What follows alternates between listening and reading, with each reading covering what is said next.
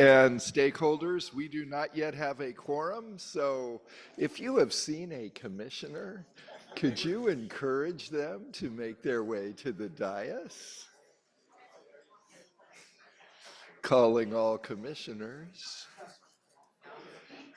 We will start as soon as we have two more, no, just one, no, two more colleagues. Yes. No, one online. Oh, we're allowed to count online? Oh, wonderful. Thank you, Adonia. Is in the room counting? Yes. Good. Well, the question I have, are we resuming in order where we left off? Unless Tanisha tells us differently. Are we resuming in order? No, tab 59 up front. Okay, great. Okay, we have a quorum. We want to thank you all for joining us. We can talk more about it. Thank you. If you have conversations, we completely understand. We just ask that you conduct them outside of the room. Thank you. Appreciate your thoughtfulness. We do have a quorum. We're going to start the second day of our December California Transportation Commission hearing here in beautiful Riverside, California. We're going to start, as we always do, with our roll call and instructions so that you can fully participate. And then we'll let you know what item we're starting with today and then going back into the order in which we left off yesterday after we take one item out of order. Doug, would you mind calling the roll? Thank you, Chair. Thank you. Commissioner Bradshaw. Here. Commissioner Cruz. Commissioner Eager. Here, and I want to apologize for coming in 1 minute late, but I was taking a picture of the amazing 6 district director females. All 6 of them were out there. I do not accept that excuse. You made me promises yesterday. Commissioner Elliott. Commissioner Falcone. Vice Chair Grisby. Present. Commissioner Lugo. Present online. Thank you. Commissioner Mann. Here. Commissioner Tiffany. Here. Chair Guardino. Present. Senator Cortese. Assemblymember Wilson. Chair, we have a quorum. Welcome to day 2 of the December 2024 CTC meeting in beautiful Riverside. The meeting agenda is located on our website at www.catc.ca.gov. All of the presentations for today's meeting are also available on the Commission Meetings page of our website under the View, Download Meeting Materials tab. Any document the CTC creates can be translated into any language you need. Simply email us at ctc@catc.ca.gov and we'll have them returned to you as quickly as possible. American Sign Language is being provided, translation is being provided on the webinar for this meeting. You should see the translators on your screen. Live closed captioning is also available. Please select the Show Captions tab at the bottom of your screen. There are a number of language options available there to choose from. Presenters, if you're on the agenda to make a presentation, please do your best to be succinct. Please remember to speak at a steady pace to allow our translating services adequate time for accurate translations. If you are presenting remotely, we hope that you will turn on your camera during your presentation if you have one. For our members of the public, we welcome comments from the public as part of each item at this meeting. For those attending in person, please submit a speaker slip to the clerk at the front of the room, that's me, to let us know you want to comment on an item. For those attending via Zoom, you should see the webinar control panel, likely located at the bottom of your screen. There you'll find the raise hand and Q&A tabs. We encourage you to use the raise hand feature as early into the item as you can to give the system time to acknowledge you. Commission staff will let you know when it's your turn to make a comment. Alternately, you may use the Q&A tab to submit your comment. Please be sure to include the agenda item number you are commenting on. Commission staff will read the comment on your behalf. As a reminder, each registered attendee is provided a unique link to access the webinar. These should not be shared with other participants as they are registered to a specific attendee and can create confusion for staff when making comments. Please do your best to be concise. Please make sure that your comments add new information. If you agree with the comments of a previous speaker, simply make that statement. Please remember to speak at a steady pace to allow our translating services adequate time for accurate translations. Since we often have many speakers on any item, we ask that you make your point in 2 minutes or less. If for some reason we have many speakers on a single topic, we reserve the right to limit comments to 1 minute as needed. Thank you for joining us today. Douglas, thank you for providing the information to allow our stakeholders and guests, both in the room and online, to fully participate. I'm delighted that we are joined by our ex officio member, the chair of the California State Senate Transportation Committee, David Cortese. Senator Cortese, we're so delighted that you're here today. Thank you. And did we catch all of our colleagues in the roll call, or is there anyone that we need to capture as we came in?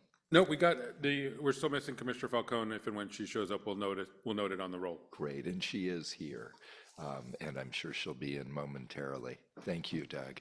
I would also note, when we were in Bakersfield recently, I believe we were informed that December 6th, today, is the birthday of former Congress member Bill Thomas. And we wish Bill Thomas and his family a wonderful day and a happy birthday as well. We are going to take one item out of order, and then we will go back to where we left off yesterday. But we want to go ahead with item 59 in your agenda. Again, for those in the room and online, we want to make sure you have an opportunity to fully participate. Item 59 is consideration of approval of credit for Monterey Branch Line property purchased with Proposition 116 funds. Again, that is item 59. Do we have a start with a staff presentation? Right here. Wonderful. Good morning, Lori Waters. Good morning. Okay, Commissioners, tab 59 is an action item. In 2003, the Commission programmed $9,370,000 in Proposition 116 funds to the Transportation Agency for Monterey County to purchase right-of-way for the San Francisco-Monterey Intercity Rail Project. The Commission stipulated that the project needed to start operations within 10 years, or the right-of-way would need to be sold and the state reimburse the then present value. At the time, TAMC was committed to the passenger rail project. However, because of issues such as insufficient funding, passenger rail was not established in the corridor within the 10-year period. Therefore, TAMC is required to refund or credit the state the present value of the property. In October, an appraisal determined the present value to be $16,765,000. Commission staff worked with TAMC and agreed that TAMC could repay the state through a credit option. It was agreed that TAMC will repay a credit of $16,765,000 to the Commission by prioritizing local and federal funds and Senate Bill 125 Transit and Intercity Rail Program formula funds to eligible rail investments in Monterey County. Eligible rail investments must be consistent with Proposition 116 and implemented in coordination with TAMC. TAMC will submit a project list to the Commission by its June 2025 meeting to identify rail investments up to $16,765,000. TAMC shall report the progress of these investments to the Commission on an annual basis until the credit is fulfilled. The investments are considered complete upon acceptance of the construction contract. Also, with this action, the Monterey Branch Line project will be relieved of the Prop 116 restrictions. Staff will recommends your approval of this item. Lori, thank you for the staff report. We are going to public comment both in the room and online. We have one card. Todd Mack, if you could come forward from TAMC. which is, of course, the Transportation Agency of Monterey County. Yes, good morning, Commissioners. Good morning. And Todd, we're going to start the clock so that, could we restart the clock? I just didn't want you to feel rushed as you walked up. Thank you. I'm Todd Muck. I'm the Executive Director at the Transportation Agency of Monterey County. Thank you. Good morning. Just wanted to express our support for the staff recommendation. We really appreciate working with the Commission staff to resolve this. I had to laugh yesterday as there were a few times that the statement intersection of aspiration versus a reality came up, and we have a location in Monterey County I'd put up as an example. And it's here where we've worked for many years trying to bring rail along the branch corridor, and it's just not a practical option right now. And the Surf Busway project is something that we can implement and bring service to the community right away. So this allows that to move forward, and we really appreciate the Commission's support so the project can happen. I'm available for any questions that you have, any technical questions related to it, but I'll stop there. Thank you. Great. Todd, thank you. Please don't go too far away in case there are questions as we have the public comment period and the discussion on the dais as well. Thank you. Is there anyone else in the room that would like to address item 59? Seeing none in the room, is there anyone online, Justin, who would like to address item 59? Yes, thank you, Chair. We do have several attendees with their hand raised. I'd like to first call on Mauricio Arias. Great. And again, for everyone who is online, you have up to 2 minutes, and we will not start that clock until you start speaking. And just a reminder, if your time is up, I will do my best to let you know that. Thank you. Can everyone hear me? Yes, we can. Welcome. Hi. Thank you. My name is Mauricio. I'm here. Giving comment on behalf of Assemblymember Addis. I'm her district representative. Just wanted to share a few comments. The Assemblymember strongly supports the Monterey Salinas Transit Surf Busway project. The initiative, which has been in development for several years, will enhance coastal access by connecting the county to the coast and easing traffic on our highway for visitors, residents, and our workforce, many of whom commute from Salinas or the South County to the peninsula for work. Importantly, this project will increase the equity by providing a more reliable and efficient transit option, reducing the time and financial burden associated with their daily commutes. By promoting the use of sustainable public transportation, the project aligns and advances the state's climate goals, contributing to a reduction in greenhouse gas emissions, fostering a more sustainable future for our communities. And lastly, the corridor will be used effectively and ensure that local, state, and federal funding is not lost. This is a unique opportunity that has required immense collaboration from everyone, and we respectfully ask for your support for the Surf Busway project. Thank you. Thank you for calling in, and please thank Assemblymember Addis for us as well. Our next speaker? Up next, we have Isabel Meza. Welcome. Good morning. My name is Isabel Mesa, and I am here on behalf of State Senator John Lair, who represents the 17th Senate District, including Monterey County. We are in support of staff's recommendation. Senator Lair was instrumental in allocating funding for the SURF projects to be able to help constituents from rural areas linked to job opportunities in the Monterey Peninsula. Thank you so much. Thank you for calling in, and again, please thank Senator Laird for us. Our next speaker, please. Up next, we have Seamus McKeon. Good morning. My name is Seamus McKeown. I'm speaking on behalf of U.S. Representative Jimmy Panetta, who represents the 19th Congressional District, including parts of Monterey County. Representative Panetta supports the staff recommendation for tab 59, which would enable the SURF project, a project that Representative Panetta strongly supports and for which he has fought to secure more than $22 million in federal funds. Thank you very much for your time and consideration. Thank you, and please again thank Congressmember Panetta for engaging on this item. Our next speaker? Can we ask our speakers to slow down? Yes, that's a very good point. We appreciate your being such good stewards of our time and not even using that much time. But if you could please slow down the pace of your comments, our translator can keep up. Thank you. Justin? Thank you. Yes, up next, we have Wendy Root Askew.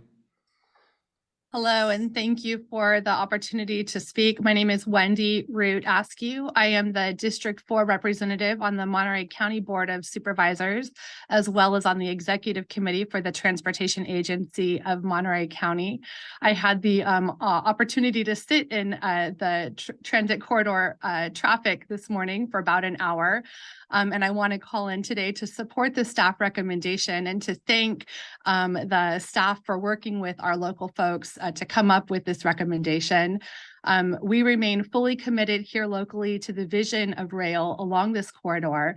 And in the meantime, we are optimistic that the SURF project will achieve similar transit corridor outcomes to reduce greenhouse gas emissions and to support statewide mass transit goals. Thank you for considering the staff recommendation today. Supervisor Root Askew, thank you for joining us and for welcoming us to Monterey several months ago when our hearing was in your community. Justin, do we have additional online speakers? Yes, we have 6 more at this time. Thank you. Up next, we have Mary Ann Carbone. Welcome. Good morning, Chair and Commission. Thank you for the opportunity to speak to you this morning on this item. I did send a letter off yesterday to the Commission regarding this item. And on behalf, I am the mayor of the city of Sand City and also the chair of Monterey Salinas Transit and serve on the Transportation Agency of Monterey County. I am just calling to ask that on behalf of Monterey Salinas Transit, to let you know that we support the staff recommendation for approval of this item on the commission's agenda today.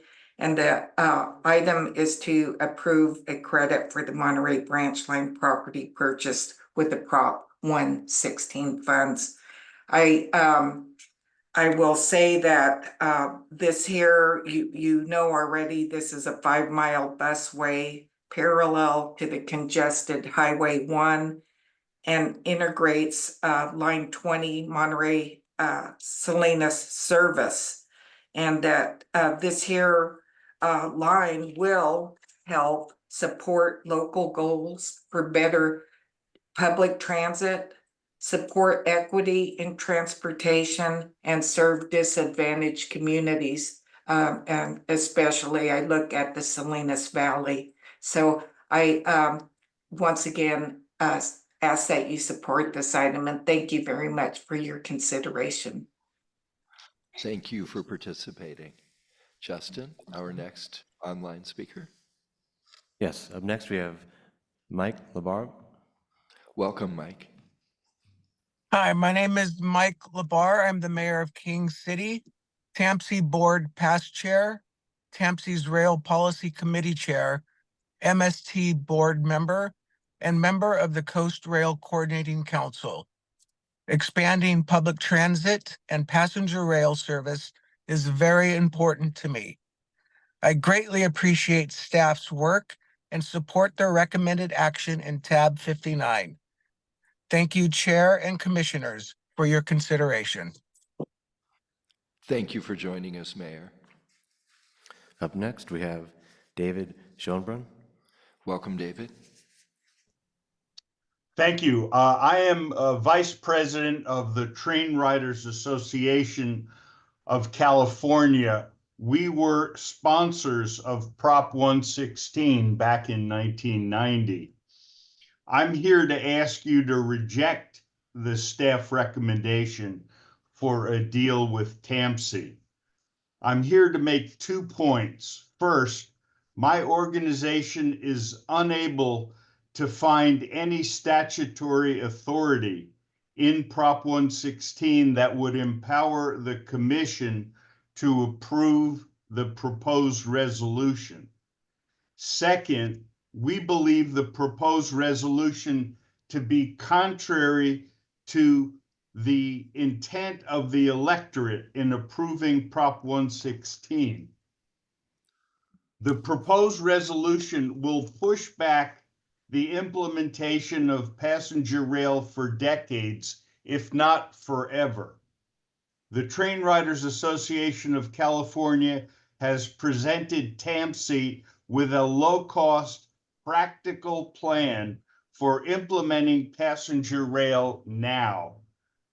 We believe the commission is mandated to do the maximum possible to see the restoration of passenger rail. For that reason, we urge you to reject the proposed resolution. This is contrary to the mission that the voters gave you when they approved Prop 116. Thank you. Thank you, Mr. Schoenbroom, for participating today. Justin, our next speaker. Up next, we have Brian Rosen. Hello, Commissioners. Brian Rosen here. It's not in the public's interest to lose this as a rail corridor to a busway. This busway, if you don't count the off-ramps and the on-ramps, only bypasses 4 miles of freeway traffic, which is only, except for some busy weekends, 2 hours a day from 7 to 9 in the morning. So there really isn't so much of a traffic problem. There are much more pressing needs all over the state that 90 million I wish we're going towards. I mean, this is completely ridiculous. I don't know if any of you read the article I sent to you from Monterey County Weekly about the embattled controversial surf project, in which MST's Lisa Reinheimer claims that it would cost $150 million a mile to do rail, which is ridiculous. Other countries do it. Iran does it. Romania does it. They have tracks that appear very, very old, but they can be fixed up in a less expensive way than $150 million a mile. And MST has been telling people for years that railroad tracks would not be removed. And suddenly we have a whole new project that never has had public hearings. And the public doesn't want the railroad tracks to be removed. They want the train to come in. And MST has virtually given up and not tried. About 20 years ago, they had a 7 or 8 year goal. So this surf project is completely unnecessary. I think the appraisal there's a conflict of interest. It's very valuable real estate, is worth more. It's done by TAMC and MST, who happen to own land, who they plan on developing right by the busway, where they can have a lot of development if the transit line goes in. So there's a conflict, and I really appreciate if you could at least continue this matter for more public input, because the public doesn't even know. Mr. Rosen, sorry, your time is up, sir. Thank you for calling in. Up next, we have a call-in number ending in 1705. Welcome. Yes, good morning, Commissioners. Lorna Moffett here. Please reject the proposed resolutions. Funding projects such as the SURF project is in critical environmental areas such as the Monterey Bay Sanctuary exasperates climate-related storms because asphalt can reach 140 to 160 degrees on hot days, and this is 5 miles of asphalt. So if we really want to reduce climate-related catastrophes, you must consider funding projects that are close to our oceans that do not require hot heat zones. I am so concerned about heating up our sanctuary, which has heated up to record levels in the past few years. And our politicians do not seem to recognize this and never use this argument as a ways and means of obtaining monies to bring back the train. And why didn't TAMC seek Measure X monies to bring back the train instead of this behemoth surf project? So I know you're going to go ahead and vote for this, and it's a shame. The pressures that you get are insurmountable. You have all the politicians calling in and asking you to do so. But please, I hope you be brave and strong and heroic for our climate change world. Thank you. Thank you, Ms. Moffett, for calling in. The last hand I see at this time is Carl Sidort. Welcome, Carl. Thank you. My name is Carl Sidorek. I am the CEO for the Monterey Salinas Transit District, and I appreciate the opportunity to speak on this matter. You all may recall from your commission's visit to Monterey that you received, many of you who were there, received a tour of the Surf Busway and Bus Rapid Transit project, and you were able to see how the project supports statewide goals to support our state's climate action goals, reducing greenhouse gas emissions, serving disadvantaged communities, to better serve the mobility needs of all residents of Monterey County. Also, this project is on CalSTA's Cycle 5 Transit and Intercity Rail Capital Program award list for $25 million. MST supports your staff's recommendation as it is a critical step for us to complete in order both to receive the $25 million award as well as access the $22.1 million of federal funds referenced earlier. As for the aforementioned rail projects, we've designed this project carefully so that there remains adequate space along the 100-foot wide corridor for rail service when at the time it becomes viable, whether it be commuter, intercity, or light rail. We've designed this in mind, so this does not preclude future rail service. Thank you for your time. And we support staff's recommendation, if I didn't already say that. Thank you. Thank you for calling in, Mr. Sidorek. Is there any other one online or in the room who would like to address this item? We don't see any other requests from our online attendees, and we didn't receive any additional requests in the room. Great. Justin, thank you. We're going to close the public hearing then and bring this to the dais for questions. Of course, we would entertain a motion in a second if you'd like to start with that. That doesn't cut off opportunities for questions and comments. Brother Chair, I'll move for approval. I was looking at the lights, and your light did go on with your voice. So you, Commissioner Bradshaw, the motion is yours. But the next light I saw was Commissioner Tiffany. I'd like to second. I also have a couple comments. Great. Is that okay, immediate past Chair Eager? His light was on before your voice started. So. I will allow Commissioner Eager to take the second if she would like it. No, it's fine. So Commissioner Tiffany is the second, and we are not yet voting. We have time for questions and comments, of course, to consider everything we've read and heard today as well. And Commissioner Tiffany, you wanted to comment after your second? Yes, thank you, Chair Gardino. Yes, this project is not far from where I live in San Mateo County, and it's a project that I often drive through that area that it addresses. Also, as was mentioned, many of us up here on the dais, when we visited Monterey for earlier CTC meeting, we had the opportunity to tour that area and see exactly what the surf project involved. And anyway, I just want to echo many of the comments that were made by elected officials, whether it be the county supervisors, mayors, Congressman Panetta, and Assembly member. I know that State Senator John Laird was very involved in this, and we heard from him. I also know that Assembly Speaker Robert Rivas, who represents that area as well as where I live, has been in contact with me, and he's in support of this project. So anyway, I applaud our staff for working with TAMC to come up with the solution here. And anyway, I'm strongly in support of it. Thank you. Thank you, Commissioner Tiffany. Is there anyone else who would like to comment on the item before we consider a vote?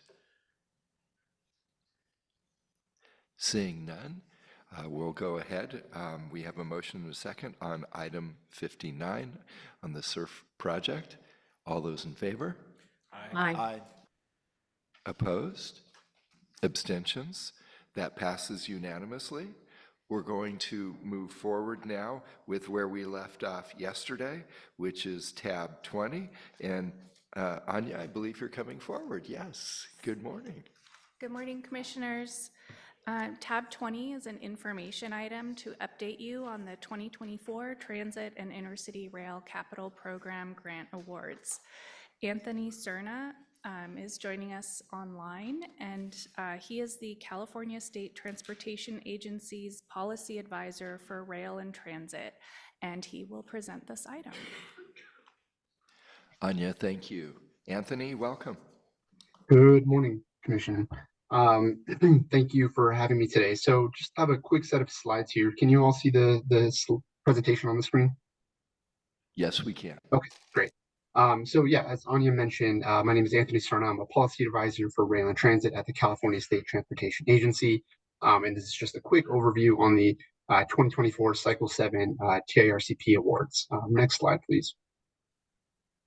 So on October 23rd, the CalSTA announced the award of over $1.3 billion in TIRCP grants for 27 projects statewide. This slide here just shows the overall investment of the dollars touching pretty much every part of the state. And then in the next few slides here, I'll be going through the specific projects just very quickly to give an overview. So next slide, please. So here there is an over $18 million award for the Humboldt Transit Authority, as well as nearly $33 million for the Sacramento region between two projects, one to Sacramento Regional Transit, as well as a portion of a Capital Corridor Joint Powers Authority project with investment in Sacramento. Next slide, please. In the Bay Area, there was over $278 million awarded to 7 projects in the MTC region, including to BART, the Central Contra Costa Transit Authority, the Capital Corridor Joint Powers Authority for a portion of the project in Santa Clara, the SFMTA for their train control project, $81 million in the Sonoma Marin area for the Smart Rail and Pathway project, Sunnyvale, as well as WIDA, which is the San Francisco Bay Ferry. Next slide, please. In the Central Valley, there was over $300 million across 4 projects. This is the largest investment in the Central Valley in the history of this of this program. So we were excited to see that, including for the Fresno Area Express, the Golden Empire Transit District, which received $117 million, the San Joaquin Regional Rail Commission, as well as the Tulare County Association of Governments. Next slide, please. In the North and Central Coast, there was $115 million for 3 projects, including to Monterey Salinas Transit, the Coast Rail Coordinating Council, which was a SLOCOG-led application, as well as the Santa Barbara County Association of Governments. Next slide, please. In Los Angeles and Orange County, there was over $450 million across 6 projects, including to Foothill Transit, the City of Irvine, $231 million for LA Metro, $125 million for OCTA for a coast rail resiliency project down in Orange County, Santa Monica Big Blue Bus, as well as an award to UCLA for a public transit service that they offer to students and the public. Next slide, please. In the Inland Empire, 44.7 to MetroLink in San Bernardino County, over $40 million to Riverside County Transportation Commission, as well as an award to the Sunlight Transit Agency. And then the last area on the next slide. In San Diego and Imperial County, 2 projects, including a first-time award for the Imperial County Transportation Commission, as well as a joint SANDAG and NCTD rail project down in San Diego County. Next slide, please. So since the beginning of the program, TIRCP has been a key for modernizing rail and transit in California. Over $11.5 billion in funding has been awarded to 153 projects throughout the state. Of this, over 40%, $4.8 billion, has been invested since calendar year 2023. So a lot of this has been recent dollars. The total value of all TIRCP investments since 2015 is over $41 billion, And this builds on an additional 5.1 billion approved via SB 125 to be dispersed over the next 4 fiscal years. Next slide, please. And then just the last slide here, just some upcoming dates to note. TIRCP Cycle 8 is still on track to be awarded by April 2026. This is a program where we announce a call for projects every 2 years. So we're expecting the call for projects sometime in the summer or in the late summer or fall of 2025. And while we don't have a specific fund estimate, we anticipate another healthy amount to be awarded. So be on the lookout for the future call for projects. And that's the last slide. Happy to take any questions. Anthony, thank you for joining us remotely. Great progress on TIRCP, not just this last cycle, but throughout the life of the TIRCP program. Well, let me check to see. I have not received any cards of people who would like to address this item in the room. Are there any people online who would like to address this, Justin? We did not receive any requests from the public in the room or virtually to comment on this item.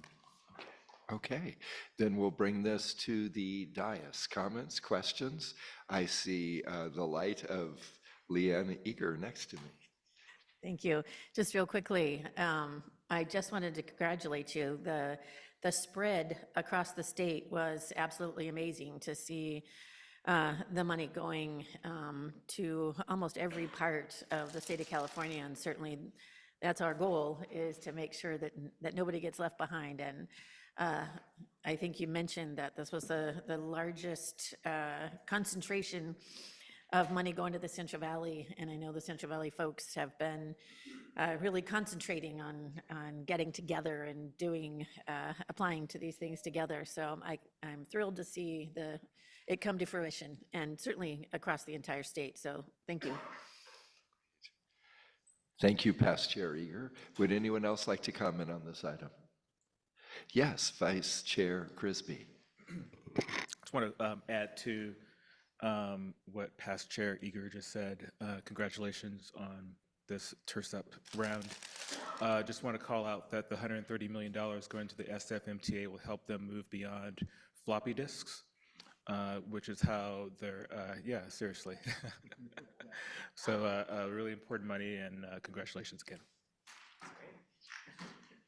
Thank you, Vice Chair Grisby. Sometimes we forget the basics that we're able to cover through these programs as well. Any other comments on the dais? This was an information item, so there is no vote. Anya and Anthony, thank you again. We're going to go to tab 21, an update on applications received for SB1 competitive programs. Matthew Yazga. Right here, Chair. Thank you. And good morning, Commissioners. Yes, tab 21 is an information item containing a status update on the competitive SB1 programs to provide you with an overview of the applications received for our 4th funding cycle. The 3 competitive SB1 programs are the Solutions for Congested Corridors program, the Trade Corridor Enhancement program, and the Local Partnership Competitive program. An update to this item was circulated and posted last Wednesday, November 27th. All 3 program call for projects have now closed. For the Local Partnership Competitive program, the Commission received 40 applications with funding requests totaling over $550 million. This is nearly 3 times the available funding we have available for programming, which is just over $195 million. This is a 2-year program. For the Solutions for Congested Corridors program, the Commission received 19 applications with funding requests totaling $1.2 billion.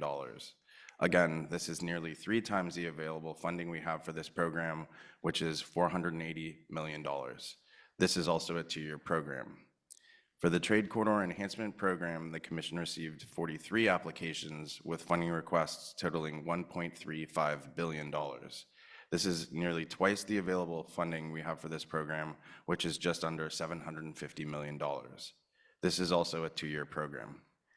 In total, the Commission received 102 applications with requests over $3.1 billion. That's over twice the amount of available funding we have in SB1 competitive programs. Our team has already organized diverse teams of subject matter experts from both the Commission and Caltrans to begin evaluating these applications starting as early as next week. As a reminder, the Air Resources Board has staff that will assist us with evaluations of the air quality criteria. The Department of Housing and Community Development has staff that will assist us with the evaluation of the land use criteria, and interested members of our Interagency Equity Advisory Committee will evaluate the community engagement criteria. We intend to release staff recommendations for each program on June 6th, 2025, and recommend projects for commission adoption right there at the June 2025 commission meeting. Receipt logs have now been published for all 3 programs and are available on each program's respective webpage, and fact sheets for every project is hyperlinked to the project titles within the receipt log. The Commission sent a notice to our distribution list containing this information yesterday. Some initial trends that we have, or that I can find at this point, is that we have received several of the same project across multiple programs, meaning we're getting projects that are seeking funds from 1 or 2 multiple programs. This is not necessarily a trend we saw in cycle 3, meaning that projects were seeking funds from one particular program, but it was certainly a trend we saw in cycles 1 and 2. And I'll say, you know, in instances where projects seek funding from multiple programs, it gives the Commission staff an opportunity to evaluate them based on that particular program's objective and then determine what program it may be the best fit in. So that's one advantage to that strategy. We've also appeared to get our largest mix of multimodal requests to date, with the largest number of transit, active transportation, rail, and our regular on and off system road improvements, and we counted twice as many medium and heavy duty zero emission vehicle infrastructure projects seeking funds in TSEP than we had last cycle. Lastly, I would like to thank the SB1 program managers, Naveen Habib, Beverly Newman Burkhardt, and Lashara Ward, and their team members, Kayla Giese, Ben Williams, and Ken Lopez, for all their speedy work in taking and documenting the 102 applications that we received. I would also like to thank all our partners who worked and submitted applications, as I know an immense amount of time, energy, and resources goes into compiling those applications and getting them in on time. At this time, I would be happy to take any questions that you may have. Matthew, thank you. Let's start with finding out if there are members of the public who would like to comment on this item. Justin? Thank you, Chair. We do have one attendee with their hand raised at this time. The name reads hello@michellemagdalena.com. You're now free to unmute yourself and make a comment. Welcome, Michelle. Hello, everybody. Thank you so much for giving me the opportunity to speak. I've called in several times trying to get this opportunity, and it's never quite possible. So I'm really grateful for just a moment to speak to the opportunities for public rail, the need for public rail in California. I'm a first-generation American from Germany, and I know what a productive, localized rail can do for equity within communities. And I was very excited, and I guess it was 2012 when there was a proposed rail in California that never really found its way to where I live in Monterey County. And here, you know, I'm really fortunate to not have to be a commuting person, but when I do commute, I see regular traffic in several corridors in Monterey County that are proposed to be fixed with this bus, the Surfline bus that is, I don't know if it's still pending approval or not, but I really urge you all to have a larger picture for a future that is not the, nobody wants to take a bus. The bus system in Monterey currently is completely inefficient if you want to take a 30-minute drive, but what would take 30 minutes in a car would take you an hour and a half in a bus. And I really think that we need a triangle or a circle, something modern. Tren Maya in Mexico is a beautiful new rail that was put up quite efficiently in Mexico. And I think that there's really efficient ways to do this. I don't believe that the funds that were given for disbursement that built the rail in California that goes from, I think, Fresno to Bakersfield it was a complete waste of money. I don't know what farmer is going to take that when they need to take a truck to work. So, I think that transportation in California is for working people. Michelle, I'm not sure if you can hear me, but your 2 minutes have transpired. Thank you, though, for calling in. In terms of the Surfline project, that project was heard earlier this morning with lots of speakers in the room and online, and it did pass. Thank you again for calling in. Is there anyone else who is online, Justin, who would like to speak to item 21? Yes, we do have other attendees with their hand raised at this time for this item. I'd like to call on Brian Rosen. Brian, your phone is unmuted. Hello. It's about priorities, I think. They've spent, I don't know, 20 years. They're spending how many billions of dollars in the Santa Barbara County, from Carpinteria to Santa Barbara, Montecito, uglifying, creating one of the world's ugliest freeways, changing a beautiful freeway with cutting down many trees. One of the most beautiful freeways in the state became one of the most ugly, so we can accommodate more and more cars. Meanwhile, all this lip service about rail and climate change and equity. And we need to get our priorities right. Other countries do it at a much lower cost without the consultants making billions and millions of dollars collectively, millions and many millions of dollars. We need to do rail. We need to get it going. There's no reason why they couldn't have done it in Monterey.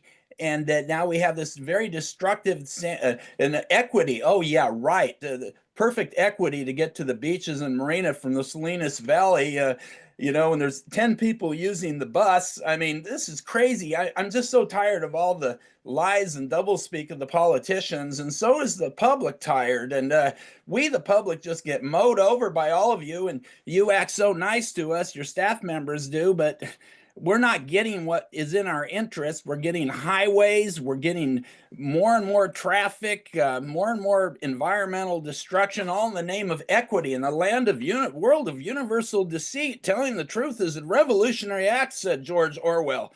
So I'm so sorry that you've helped destroy our possibility of rail. And I agreed with the Postal Commission before the politicians got a hold of them and excluded all of us from the conversation. So you need to get your priorities right and make a real difference, because it could be done, but too much money is being spent on destructive highway projects like in Santa Barbara County, and destructive things like the SURF project that will. And your time is up. Thank you, Mr. Rosen, for calling in again. Justin? Up next, we have a call-in number, the number ending in 1705. Yes, so Lorna Moffett here, and I echo what Mr. Rosen said and Michelle before. I talked to someone recently who took the train in LA, and she said, and then it stops, so you can't take it any further. So train is not the priority. Cars are the priority. And there's going to come a time when the rich and the poor are both going to be swept away by the winds of climate change. And your group is so responsible for bringing back the train to Monterey, and you just killed it. And you're killing projects like this all over the state so politely, so nicely. And you side with these politicians that say that they're climate change activists like Senator Laird, and you're not. And you have to be heroes now for your own children, because we are in a climate emergency, and as we heat up the Pacific Ocean, we're going to be bringing all the hurricanes. We already had one. We had 80-mile-an-hour winds in Carmel Valley recently, unheard of. So we're having cyclones in Oregon, unheard of, and it's your fault. And you need to listen to the public for a change and stop heating up our Pacific Ocean with these behemoth projects such as the surf and killing the rail in the name of equity. Thank you. Thank you, Ms. Moffett. Are there other speakers online? We have one other attendee at this time with their hand raised. I'd like to call on William Walker. Welcome, Mr. Walker. Hi, Chair Gardino, Commissioners, leadership and staff. Hi, William Lynn, members of the public. William Walker, Interagency Equity Advisory Committee member and outgoing chair. I just wanted to share that I really enjoyed being a part of the process of updating SB1 competitive program guidelines, and I'm beginning to see these projects, whether it's, and I know that there's other programs with other agencies like CARB, and but I know that I'm seeing shuttles in Bayview in San Francisco where people are able to take a shuttle on demand, competing with like the Ubers of the world and giving people the ability to travel like one would say the elites are traveling in the Bay Area. So I look forward to talking more about how SB1 can be less about roads and more about transportation, but I also understand that that comes from, a legislation that was written in haste to make sure that we wouldn't lose a gas tax. And the work that you're all doing at the Commission and CALSTA and Caltrans, I appreciate for communities that are starting to see the benefits of these programs. Thank you. Thank you, Mr. Walker. Are there any other online speakers? No other request to speak on the item at this time. Thank you. Great. Thank you. Then we will take it from in the room and online to the dais. So the public comments on item 21 are closed, and we are going to start with Commissioner Lugo. Commissioner Lugo, welcome. Thank you. Thank you, Matthew, for the update on what applications have come in for SB1 competitive programs. I am going to use my privilege on the virtual dais to just make a historical comment, because I'm a transit nerd, about how bus rapid transit, which sometimes has been supported through SB1 and I think will be more in the future, is actually a model that has been very successful in Latin America and has proven to be a really good way of moving lots of people and allowing them to increase their access to mobility, economic opportunity. And to see its uptake in the state of California is something really promising, because we have tended sometimes with our transportation planning to look for examples in parts of the world that don't really match our landscape and our population, such as, looking for models from Northern Europe exclusively as ways to shift to sustainable transportation. So bus rapid transit really stands out as a shining example of the North getting to learn from the global South and utilizing a cost-effective method that really increases access to mobility for many. So I'm glad it's something that we're seeing more of in the state of California, and I think there is great room in SB1 to support those kinds of projects in the future. Thank you, Commissioner Lugo, and such relevant comments about the use of bus rapid transit around the world. I'm going to bring it to the dais. Commissioner comments on this information item? Seeing none, thank you, Matthew. Appreciate the update. We're going to go to tab 22, the adoption of the State Highway Operation and Protection Program Guidelines. This is an action item, and there's John Prey. John, welcome. Hey, thank you. Good morning, Commissioners. Tab 22 is an action item to adopt the amended SHOP guidelines. The draft guidelines were presented at the October Commission meeting, and so by way of review, I'll quickly recap some of the stuff I presented in October, and then I'll touch on a few things that have changed since that draft. So as I mentioned in October, the Commission is required by statute to develop guidelines for the SHOP program, and we update them on an as-needed basis. The most recent update was in May of 2022. This current update kicked off with a public workshop in April, followed by 2 more public workshops in August and October. We got good input and feedback and landed on some very helpful changes. To name a few, we clarified some language about eligibility in section 12. We added language about shop and non-shop partnering projects in section 21. We improved our guidance for projects using an alternative delivery method that includes CMGC, design build, progressive design build, and that was in sections 29 and 40. And we made some small policy changes for time extensions in section 49, which we are hopeful will help reduce the amount of post-facts that we see. After we presented the draft changes at the October meeting, we heard a couple key pieces of feedback. Caltrans had some suggested improvements for our partnering language and for our alternative delivery language. And other stakeholders requested that we use these final 2 months between the draft guidelines and the final guidelines to incorporate the new requirements from the recently enacted Senate Bill 960 into the final guidelines. Senate Bill 960 was signed on September 30th, and so we were not able to capture any part of the bill in the October draft guidelines. I'm happy to report that in the past 2 months, this additional time has allowed us the opportunity to work with our partners and address their suggested revisions in this final version of the guidelines. We worked with Caltrans to improve the language in both the partnering and the alternative delivery sections. And we have also added language in multiple locations to emphasize the new complete streets and multimodal requirements outlined in Senate Bill 960. If you're interested in where the Senate Bill 960 additions were made, you can find them in sections 10, 18, and 57G. Our goal with all of these guideline changes is to enhance transparency and accountability without compromising efficiency. We could not do that without our close partnership with Caltrans and our many stakeholders that provided great feedback throughout the process. So a really big thank you to all of our partners for your engagement in this process over the past year. That concludes my comments, and staff recommends approval of tab 22 to adopt the shop guidelines. Excellent.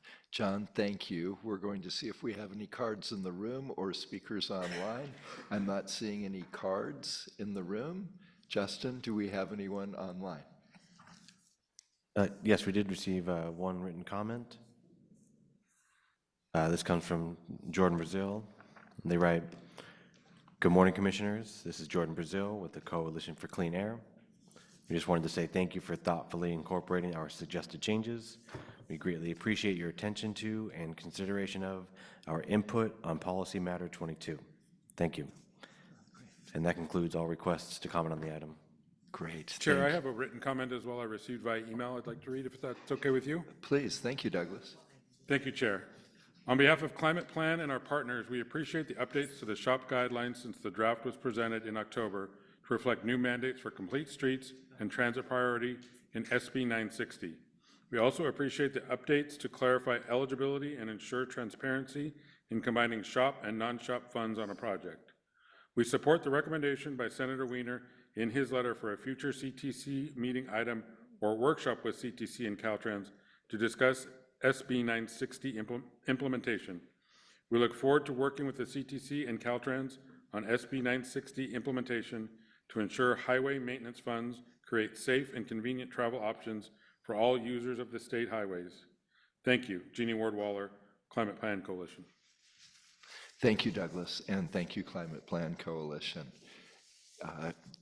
Not seeing or hearing that there is anyone else online or in the room, we're going to bring this to the dais to consider a vote.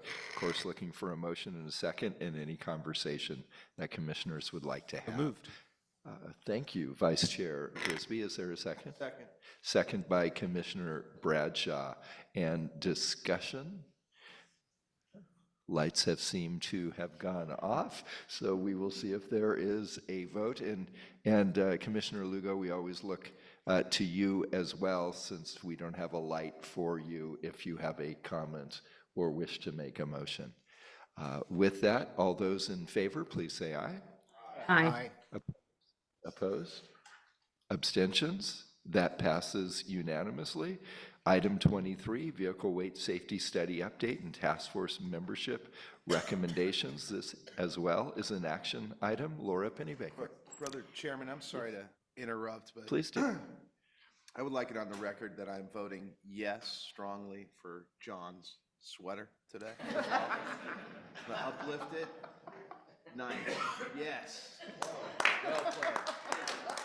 John, you're robbing the people in the room of seeing the sweater. Could you please turn around?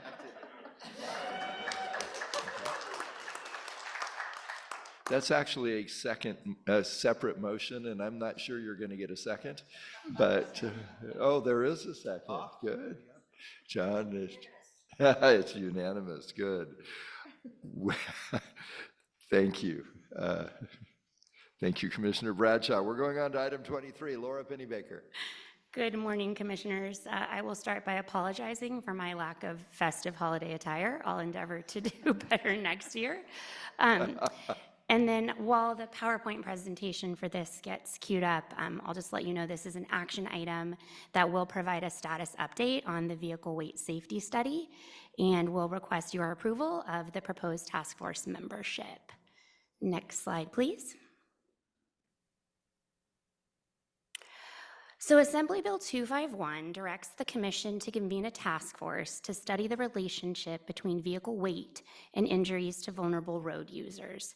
In addition to convening the task force, the Commission is contracted with the University of California at Berkeley to compile relevant research literature and passenger vehicle data, collect other data as needed, and summarize the findings to inform the development of the vehicle weight safety study.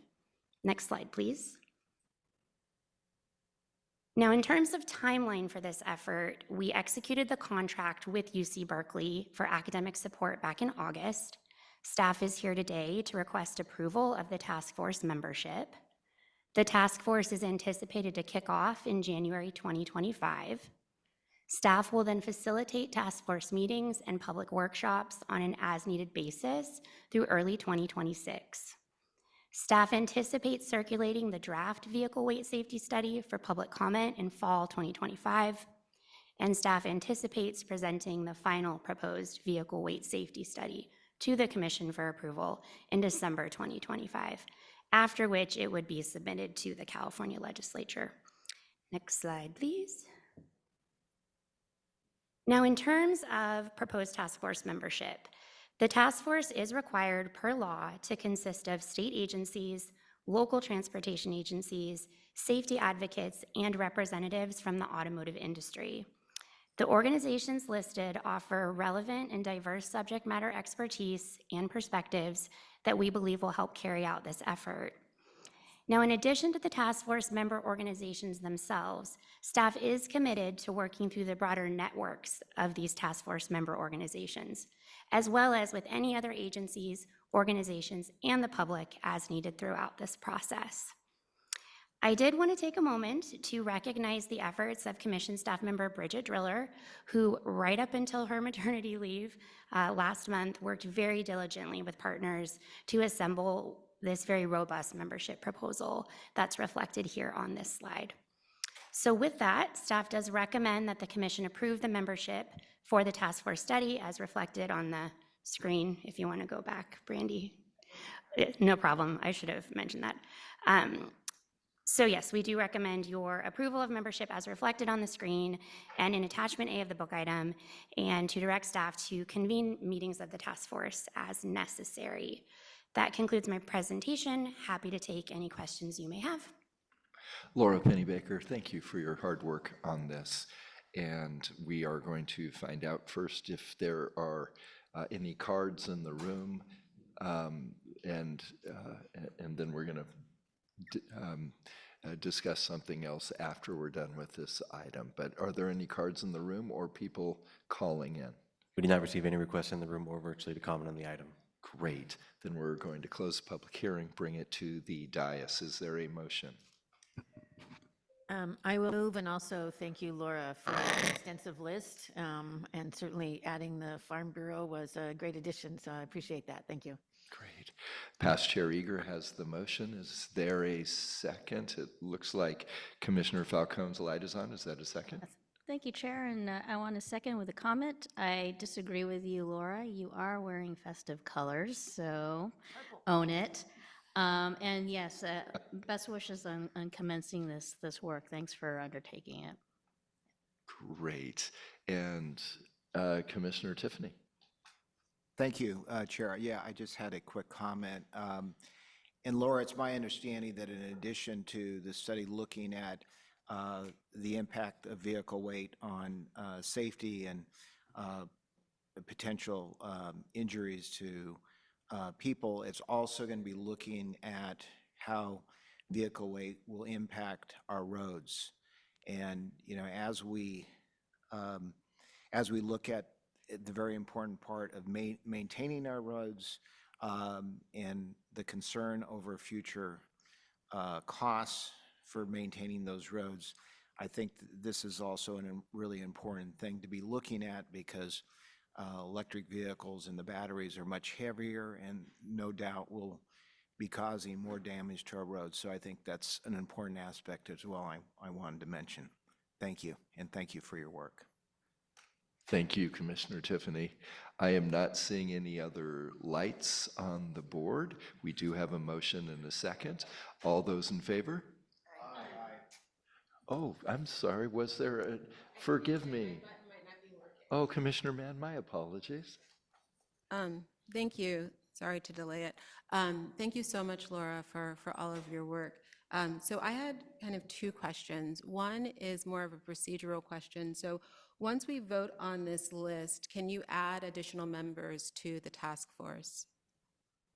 So generally speaking, our process to add any official members to the task force would be to bring it back to you all. So that's done in like an open and transparent process. Staff believes that, you know, the 15-member body is the ideal size for this effort. And so we would want to carefully consider the addition of members, but we're happy to talk about it and if that's something we need to look at in the future. Okay. So my one concern about the composition is including additional voices that can kind of speak to the needs of like school children or residents in the community. And I don't know if we ever, when we're assembling these task forces, have a placeholder for that type of organization, even if they're not specifically named within here. When you say placeholder, are you indicating like a specific member, like a membership slot?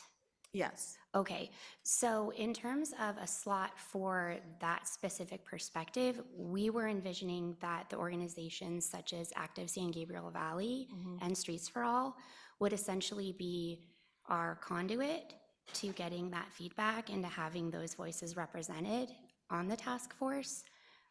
So that was how we had envisioned that that particular perspective would be brought into the task force fold. Okay. I mean, I think this is an important task force, and I don't want to delay the process, but I do think that having more of those voices actively there to speak for themselves is also really important for the future.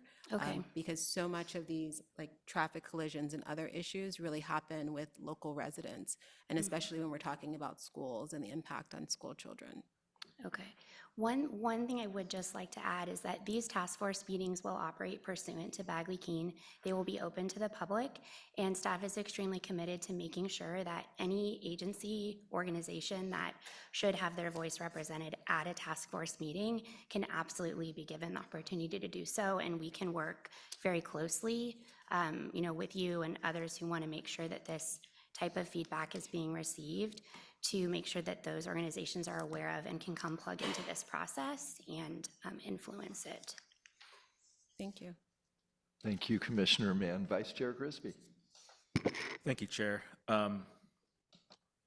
My questions relate to how will the task force come to its recommendations? Would it be like a majority vote, consensus? What's the model?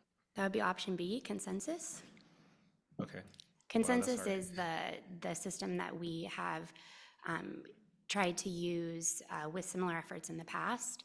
And so that is what we're endeavoring to do with this effort as well, which is to give all task force members the opportunity to weigh in on the information that they're receiving from the academic portion of the study, and to really try and coalesce around what everyone believes to be like a fair representation of all the feedback that we have gotten.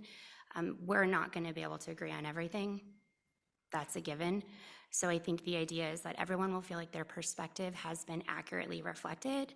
And if there's a perspective that is not maintained by the full group, that, you know, we would be willing to share that as part of the process.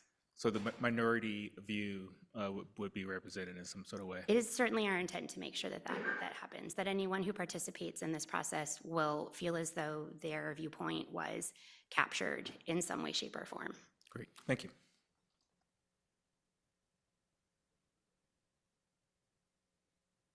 Thank you. Commissioner Lugo. Thanks, Chair. Thank you, Laura, for the overview of the proposed task force membership. And I just wanted to echo Commissioner Mann's comments and share that I know staff did put an effort into finding more grassroots organizations who could serve on this task force. There is a structural barrier to participation here, which is that this is a totally uncompensated role. And as we have seen with our EAC and discussions that they've brought into commission space, the lack of economic support for on-the-ground organizations and residents to be involved in these kinds of advisory spaces does come at the detriment of all of us in the state of California. So the more that we can do to look for, you know, funding sources or, you know, provide recommendations to the legislature on including funding for these sorts of roles, the more I think we'll be able to have organizations that staff have relationships with and reach out to be able to say yes, because they can be funded to participate. It is very difficult. I mean, as I know Commissioner Mann is very aware, it's difficult for these groups to have a voice when there's not also support for them in the process. But just wanted to acknowledge that I did see staff doing that footwork. Thank you, Commissioner Lugo. Is there further conversation on the dais? Seeing none, this again is an action item. All those, I would just mention, I connected with the author of the legislation, Chris Ward of the San Diego area. He was very pleased with the work our staff has done and the composition that you have brought to us today. So I wanted to thank you again. With that, all those in favor? Aye. Opposed? Abstentions? That passes unanimously.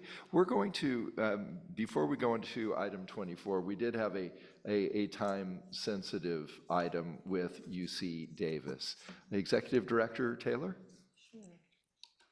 Thank you, Carl. As you know from my talking points yesterday, I did speak with a class from UC Davis in kind of a mentorship capacity, and they are actually listening in today, and I just wanted to share with you that. They're also really important. The work that we do here, they are doing a mock CTC hearing for their final presentation, and they are actually learning from you all so they can be you all from the dais as well. And so I want to wish them well in what they're doing and thank them for inviting me to that class. Well, we're going to turn these on and clap so they can hear us. Yes. Now, did you say they're going to mock the CTC hearing? Or have a mock hearing? Maybe in more ways than we think. I want to know who plays Vice Chair Grisby in their mock hearing. Hey, that's really cool that they are doing that. Thank you for speaking to them, and I hope they will stay engaged in their own leadership roles, but also in the work of the commission. Yes, I also just, as a fellow Aggie, I went to UC Davis Law School, and we did some mock presentations like this. So congratulations to all of you. And I know you had a wonderful speaker come and talk to you with all of her wisdom, so I won't add to that. But thank you all for joining us, and we look forward to hearing from you after to see how it went. Excellent. Great. Thank you again for sharing that, Executive Director Taylor. We're going to move on to tab 24, Amendment to Procedure for Leasing Airspace to Private Entities. Ahmed? Oh, there Morning, you are. Commissioners. Yes. Good morning. Thanks for joining us. Tab 24 is an action item to amend the procedure for leasing airspace to private entities. On November 11, 2023, a fire occurred under the Interstate 10 overpass near the intersection of 14th Street and Lawrence Street in downtown LA. The incident resulted in the closure of a segment of the freeway, a route traversed by approximately 300,000 vehicles daily. Immediately following the fire, crews from the department, along with 2 contractors, worked around the clock and successfully reopened the freeway 8 days later. As you may recall, earlier this year at the June meeting, the Commission updated its airspace resolution to add reporting requirements. At the time, Commission staff acknowledged the additional updates to the resolution are expected in anticipation of the revisions to the airspace lease program. Since then, the department has conducted a review of its policy regarding airspace leases near transportation structures. Last month, on November 8th, the California Department of Transportation issued a press release outlining key updates to their airspace lease program. And the Commission is amending its resolution to incorporate these changes, ensuring their effective implementation. The Department press release and the updated Commission resolution highlight several key provisions intended to further protect the integrity of the California transportation infrastructure. While these changes to the resolution are fully outlined, they can be broadly characterized as measures aimed at reducing activities that could pose risks to the state transportation infrastructure while safeguarding the state's financial interest. Commission staff recommends that the California Transportation Commission approve the attached resolution G-24-14A, which supersedes and replaces resolution G-24-14. Staff recommends your approval of tab 24.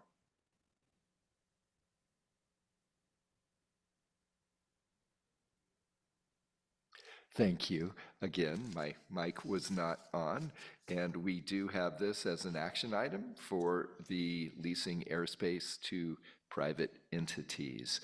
Do we have any speakers in the room or online who would like to address this item? We did not receive any request to comment in the room or virtually on the item. Great. Then we'll move it to the dais as well as to our online commissioner for either a motion or comments. Commissioner Tiffany? I'll make a motion to approve this. Great. Motion by Commissioner Tiffany, second by past Chair Eager. Any comments? Seeing and hearing none, all those in favor? Aye. Opposed? Abstentions? That passes unanimously. Thank you. We are going to our information calendar, and Ahmed, I'm glad you're still there. Please, starting with item 25. Thank you, Commissioner. Tab 25 through 37 are information items that have been reviewed by Commission staff with no issues raised. Therefore, these items will not be presented individually unless specifically requested by a Commissioner. Please note that tab 25 is an information item and is not an action item as noted on the agenda. If there are no questions, that will conclude the presentation of the information calendar. Okay. And let's, on these information items, 25 through 37, are there any public comment? We did not receive any request to comment on any items on the information calendar. Great. And on the dais, was there any comment on any of these information items? Okay, hearing and seeing none, we will move forward with our consent calendar. As a reminder, 38 through 58, as 59 was pulled from consent and spoken to earlier today. Is there a motion to pass? Well, first, are there any public comments on items 38 through 58? Commissioner. Oh, thank you, Ahmed. Thank you, Commissioner. Tab 38 through 58 are action item on the consent calendar. Please make note of the change list for tab 42. Additionally, there are 2 last-minute changes that are not on the change list. For tab 42, Commission Resolution C-22504 and C-22490 were withdrawn prior to the CTC meeting, but after the posting of the change list. This brings down the total number of resolution of necessity to 20 instead of 22. For tab 58, Commission staff is requesting the deferral of the baseline agreement for District 5 with expenditure authorization 1K680. Staff recommends your approval of tab 38 through 58. Great. We have a staff recommendation to approve items 38 through 58. Are there any speakers online, as I'm not seeing any speaker cards in the room? We did not receive any requests in the room or online to comment on any of these items. Thank you, Justin. Bringing it to the dais then, is there a motion to approve the consent calendar? So moved. There is a motion by Commissioner Bradshaw, and a tie goes to the runner, to Commissioner Tiffany. Are there any comments on any of these items? Okay, all those in favor of approving the consent calendar with the changes that we heard for items 38 through 58? Aye. Opposed? Abstentions? That passes unanimously. Easy for me to say. That passes unanimously. We are going on to item 60, policy matters. This is an information item on innovations in transportation. Appreciate all the hard work that Destiny and the team do to put these together. We'll turn it over to Destiny and then to Gloria. Hi, Destiny. Excellent. Good morning, Commissioners. Tab 60 is an informational item featuring innovations in transportation. Today we will hear a presentation from MioCar, an organization working to enhance mobility by providing electric vehicle car sharing services in underserved communities. Gloria Huerta, Chief Operating Officer at MioCar, will provide an overview of the organization's work and highlight successes and lessons learned to promote equitable, clean transportation across California. Thank you, and with that, I will turn it over to Gloria, who will be presenting virtually. Thank you, Destiny. Gloria, welcome. Hello, buenos dias. My name is Gloria Huerta. I am the Chief Operating Officer of MioCar. I have been with MioCar for almost 6 years now. If you go to the next slide, my first day on the job was going to community meetings in Tulare and Kern counties. We received funding from California Air Resources Board through the Ecosystems of Shared Mobility project. So my first day on the job was going to these community meetings to talk about what is car sharing, what is coming to your community, what do you want the name of the program to be? We had proposed the names of for the program of the 3 cars that you see down there. None of them were MioCar.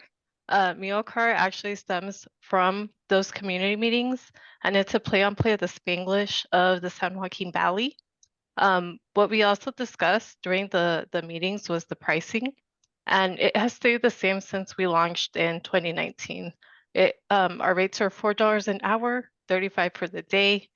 And for me, it's been really amazing to work on a program, see it grow from the ground up. I grew up in a rural unincorporated community where MioCar originally piloted. It's called Orosi, and people still use horses as a mode of transportation to get around our 2 main streets. Next slide, please. So we are a California-based nonprofit. We were incorporated in 2019. We're committed to hiring local staff wherever we provide services. So, and we also handle all of our customer service and operations in-house, and have a bilingual team available 24 hours a day, 7 days a week to assist our members with any issues that they might have. Next slide, please. So we originally launched in Tulare and Kern County. And we have expanded to Richmond, Stockton, Escalon, Tracy, and soon Watsonville. It has been really great to see Mealcar expand to other areas that normally don't have access to these types of car sharing or shared mobility options. Next slide. This is a picture of our team. We have operations managers, fleet and member services managers, as well as member services associates.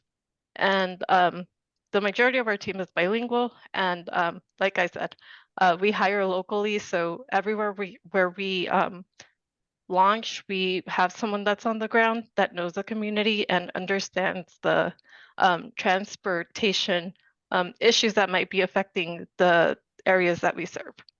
Next slide, please. There's two ways in which our members can sign up.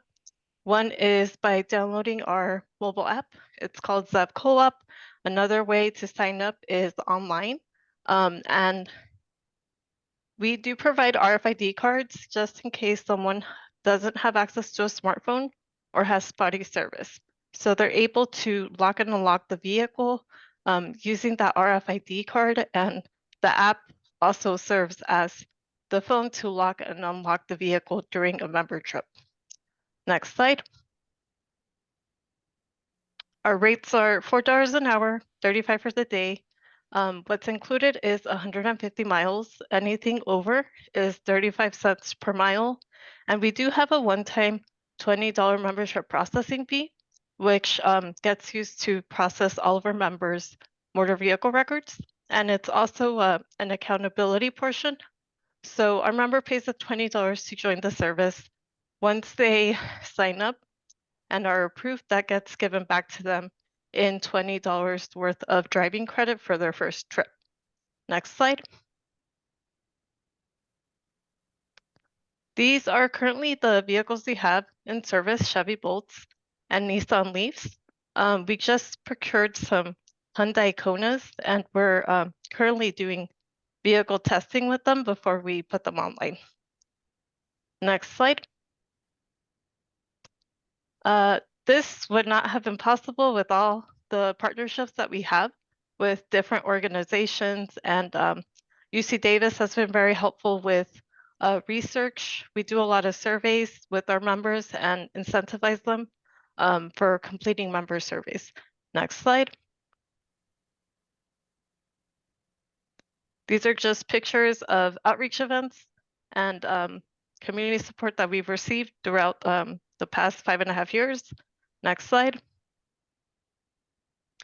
These are some of the lessons learned. We learned that we have to diversify our fleet. We experienced around 5 different recalls with the Chevy Bolts when we initially launched. And we had BMW i3s at that moment. So we had to ground our fleet because we were in very rural areas. And we did not want to expose our members to risk. So we grounded the Bolts for a few months, relied on the i3s, then realized that the BMW i3s were not great for operations. They were costing us more to sustain for the program. So we ended up getting rid of those and have found that the Nissan Leafs have been a better substitute. We were not prepared for COVID-19, but we suspended our services for a while just as we were picking up utilization. A good thing that came out of it is that now all of our vehicles have CTC recommended cleaning supplies in all the fleet, and the members are expected to wipe the vehicles once they're done with the trip, and our staff physically check the vehicles around almost every day just to make sure everything is good with the cars before a member uses it. Another lesson we learned was site feasibility expectations versus reality. Anywhere where we launch, we do like to get community input as to where they would like to see the vehicles deployed. We have dedicated parking stations with chargers. So sometimes all of a site, we go check it out, but the reality is there's not enough power. So we have to pivot and find another location nearby that might work to deploy the service. Another lesson learned is outreach and education to local community organizations and members is key to the participation of new programs like this. A lot of our members find out about the service through word of mouth, and it's great. We are very involved with all of our members. We do orientations with them, whether in person, via video, or phone calls. So we get to know them, and they love the fact that they can call us and speak to someone. Sometimes they'll ask for a specific person because they've established rapport with them, and it's also helpful. Even if we have a member that doesn't have a trip and they walk by one of our sites and might see a flat tire, they'll contact us. Next slide, please. So we do send member surveys. So we have an initial survey. If a member fills it out, they get $20 worth of driving credit. And then we have an after trip based survey that gets sent to all of our members after they complete a trip. If they fill that out, they get 1 free hour of driving credit. And I'm going to read the second testimonial that we have. This member was able to take about 500 trips for free to take their kids to school, go grocery shopping, go to medical appointments, because they relied on the service to do essential things. So this is Danielle. This member resides in Lamont, and this is what she said about the program. I would not have been able to make my trips without Meal Car. I currently do not have a car. I share a car with my spouse, and when he attends work, I am left without a car. I'm very likely to recommend Meal Car to friends and family because it is affordable and very reliable. Thank you, and if anyone has any questions, more than happy to answer anything you might have. Gloria, thank you for joining us today. That was excellent and inspiring as well. Before we come to the dais, though, is there anyone online or in the room who would like to speak to this item? We did not receive any requests to comment on this item. Thank you. Great. Let's bring it to the dais then, both our commissioner who is online as well as the commissioners who are here on the dais. Is there? Yes, I see a couple of hands. It's always hard to tell. I'm 18, so that makes Commissioner Falcone has her green light lit, and Commissioner Tiffany. Thank you both. Commissioner Falcone? Thank you, Mr. Chair, and thank you, Gloria, for the presentation, participating in our hearing today. I'm looking back at a similar type of service in San Diego called Car2Go, and one of the challenges, and hopefully, this is something that you can address, is the accessibility from door to wherever your vehicles are staging. Convenience is obviously an important aspect of utilizing your services, and it's very difficult, particularly since it's EVs. Can you kind of walk me through? You mentioned that you've scoped out with the community on where these locations should be, how you are able to come up with these staging areas, particularly given the challenges of deploying infrastructure for charging. And then also, what's kind of the average distance, for a user to get to your vehicles? Thank you. So we've been very fortunate to work with a lot of housing authority locations where we've been deployed, and that has been very helpful. a lot of the community residents, it's not gated. It's open and anyone can use our service. And even if we are deployed in locations that might be gated, we do provide the access code in our app so our members are able to use the service. Some of our members might live within like a mile radius, but we've also had people, and I've called them to make sure that sign up. They live in Fresno and we have vehicles in Visalia, so that's like a 45-minute drive. I'm like, are you sure? Like, and they're very like adamant that they want to use the service there. So in those situations, they either drive or have someone drop them off. And then I don't have the full data set right now, but what we're seeing right now, at least for a Stockton program, this past month, we are normally seeing around 31,000 miles of electric vehicle miles traveled per month. Got it. Okay. And then the partnerships that you have cultivated with the agencies that you shown on one of your presentation slides, including CARB. So those agencies have helped with setting up EV charging at those locations. Is that correct? We've received the funding from CARB. And then we work with community organizations. We have funding for infrastructure. So we'll go do site visits. In some situations, we're working with the city. If there is infrastructure already deployed, some city sites will be given to us as well, where we've been deployed in libraries as well as fire stations.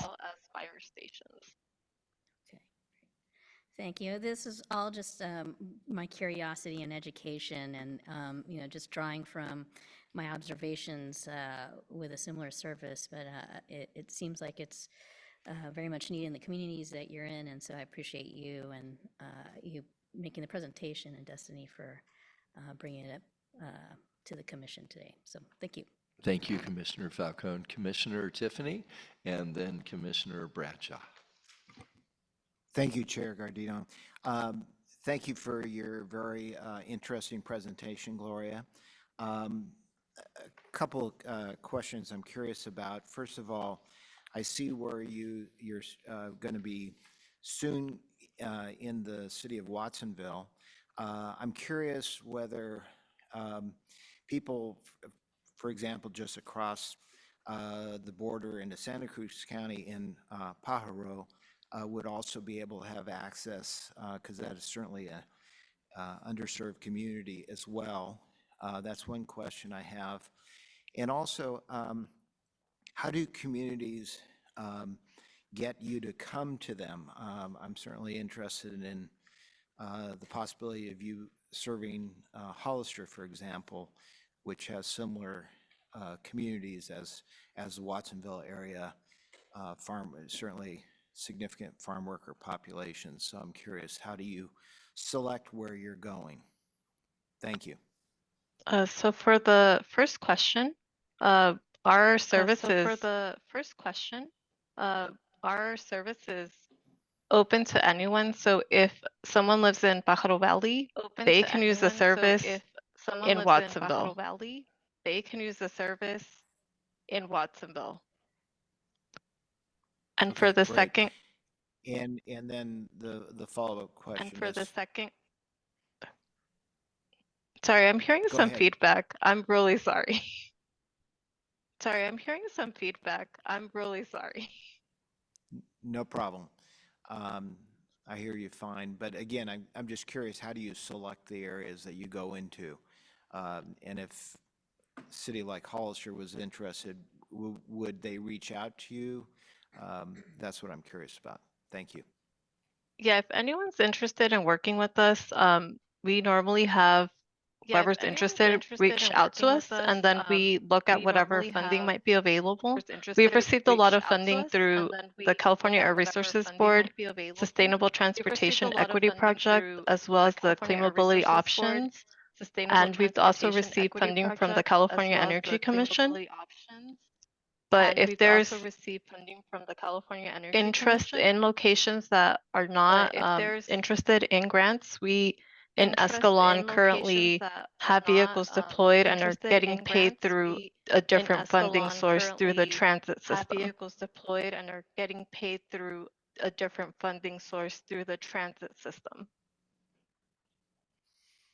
Okay, thank you. And I gather that they could reach out to you, communities could reach out to you, see if there's a good fit. Yes, that is correct. And assuming there's funding. Yes, Thank you. that is correct. Yeah, thank you. Commissioner Tiffany, thank you. We're going to go to Vice Chair Grisby, and then if there are no other comments, we're going to take a short break to work on the audio issues that we're experiencing. Vice Chair Grisby. Thank you, Chair. And thank you for that excellent presentation on Meocar. About 10 years ago, a lot of folks entered this market, meaning shared vehicles, and subsequently a lot of people exited the market, including some subsidized programs. So I'm wondering what your secret sauce is, what differentiates you from some of those other players that have entered and exited the market over the years? I think what's been very helpful is that we really care about serving the community, and I mean, we handle everything in-house. I have driven 2 hours to jump a vehicle. We know our members. Our members contact us if there's any issues. And we've also been very lucky in deploying in areas that have never had access to these types of transportation options. So I think that's been very helpful with whenever we've been applying new grants.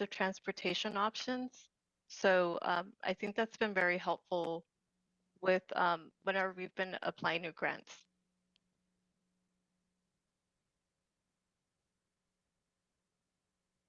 Thank you, Vice Chair Grisby. Commissioner Lugo. Thank you, Chair. You won't have to respond, Gloria, so doesn't bring the audio back in, but I just wanted to chime in. I'm not sure if Commissioner Lugo can. Thank you, Chair. You won't have to respond, Gloria, so doesn't bring the audio back in, but I just wanted to chime in. I'm getting the echo too. Okay, we're not immune. Anyway, just wanted to appreciate Gloria. I also am very glad that she brings this expertise onto our getting the echo too. Okay, we're not immune. Anyway, just wanted to appreciate Gloria. I also am very glad that she brings this expertise onto our EAP. Commissioner Lugo and Gloria, thank you for your patience with the audio issues we're having. And we are going to take 10 minutes. It's 10:42, so at 10:52 we will start again. Thank you all for your patience as we work on the audio issues. I'm going to grab a drink. Would anyone like a drink? I'm okay right now. Okay, thank you. I need something to stay awake. I'm not sleeping. And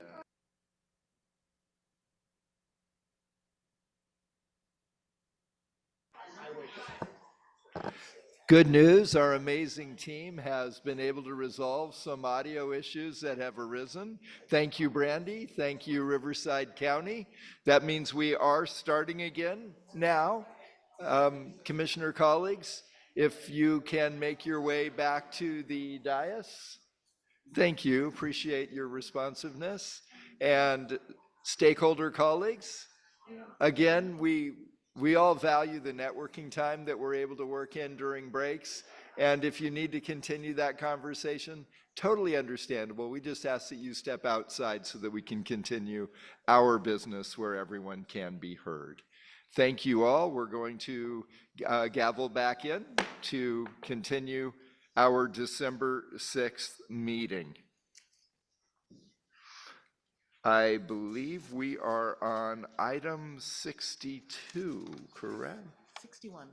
Okay, thank you. I was getting ahead of myself. Director's deeds. Ahmed. Thank you, Commissioner. Thank you. Tab 61 is an action item that requires the Commission's approval for Caltrain to proceed with the execution of the director deed for the property under consideration. This conveyance is in accordance with Section 118 of the Streets and Highway Code, the Riverside Act, and the State Route 710 Sales Program Regulation. The Riverside Act requires the department to dispose of State Route 710 surplus residential properties originally acquired for the State Route 710 extension project and located in Pasadena, South Pasadena, and El Sereno community of Los Angeles in a manner that preserves, maintains, and expands the supply of housing to persons and family of low to moderate income. The housing unit under consideration is an occupied single-family residence being sold to San Gabriel Valley Habitat for Humanity and meets the criteria for purchasing as an HRE. We actually have, staff recommends approval of tab 61, and we have grant power with Habitat for Humanity, with San Gabriel Habitat for Humanity with us today.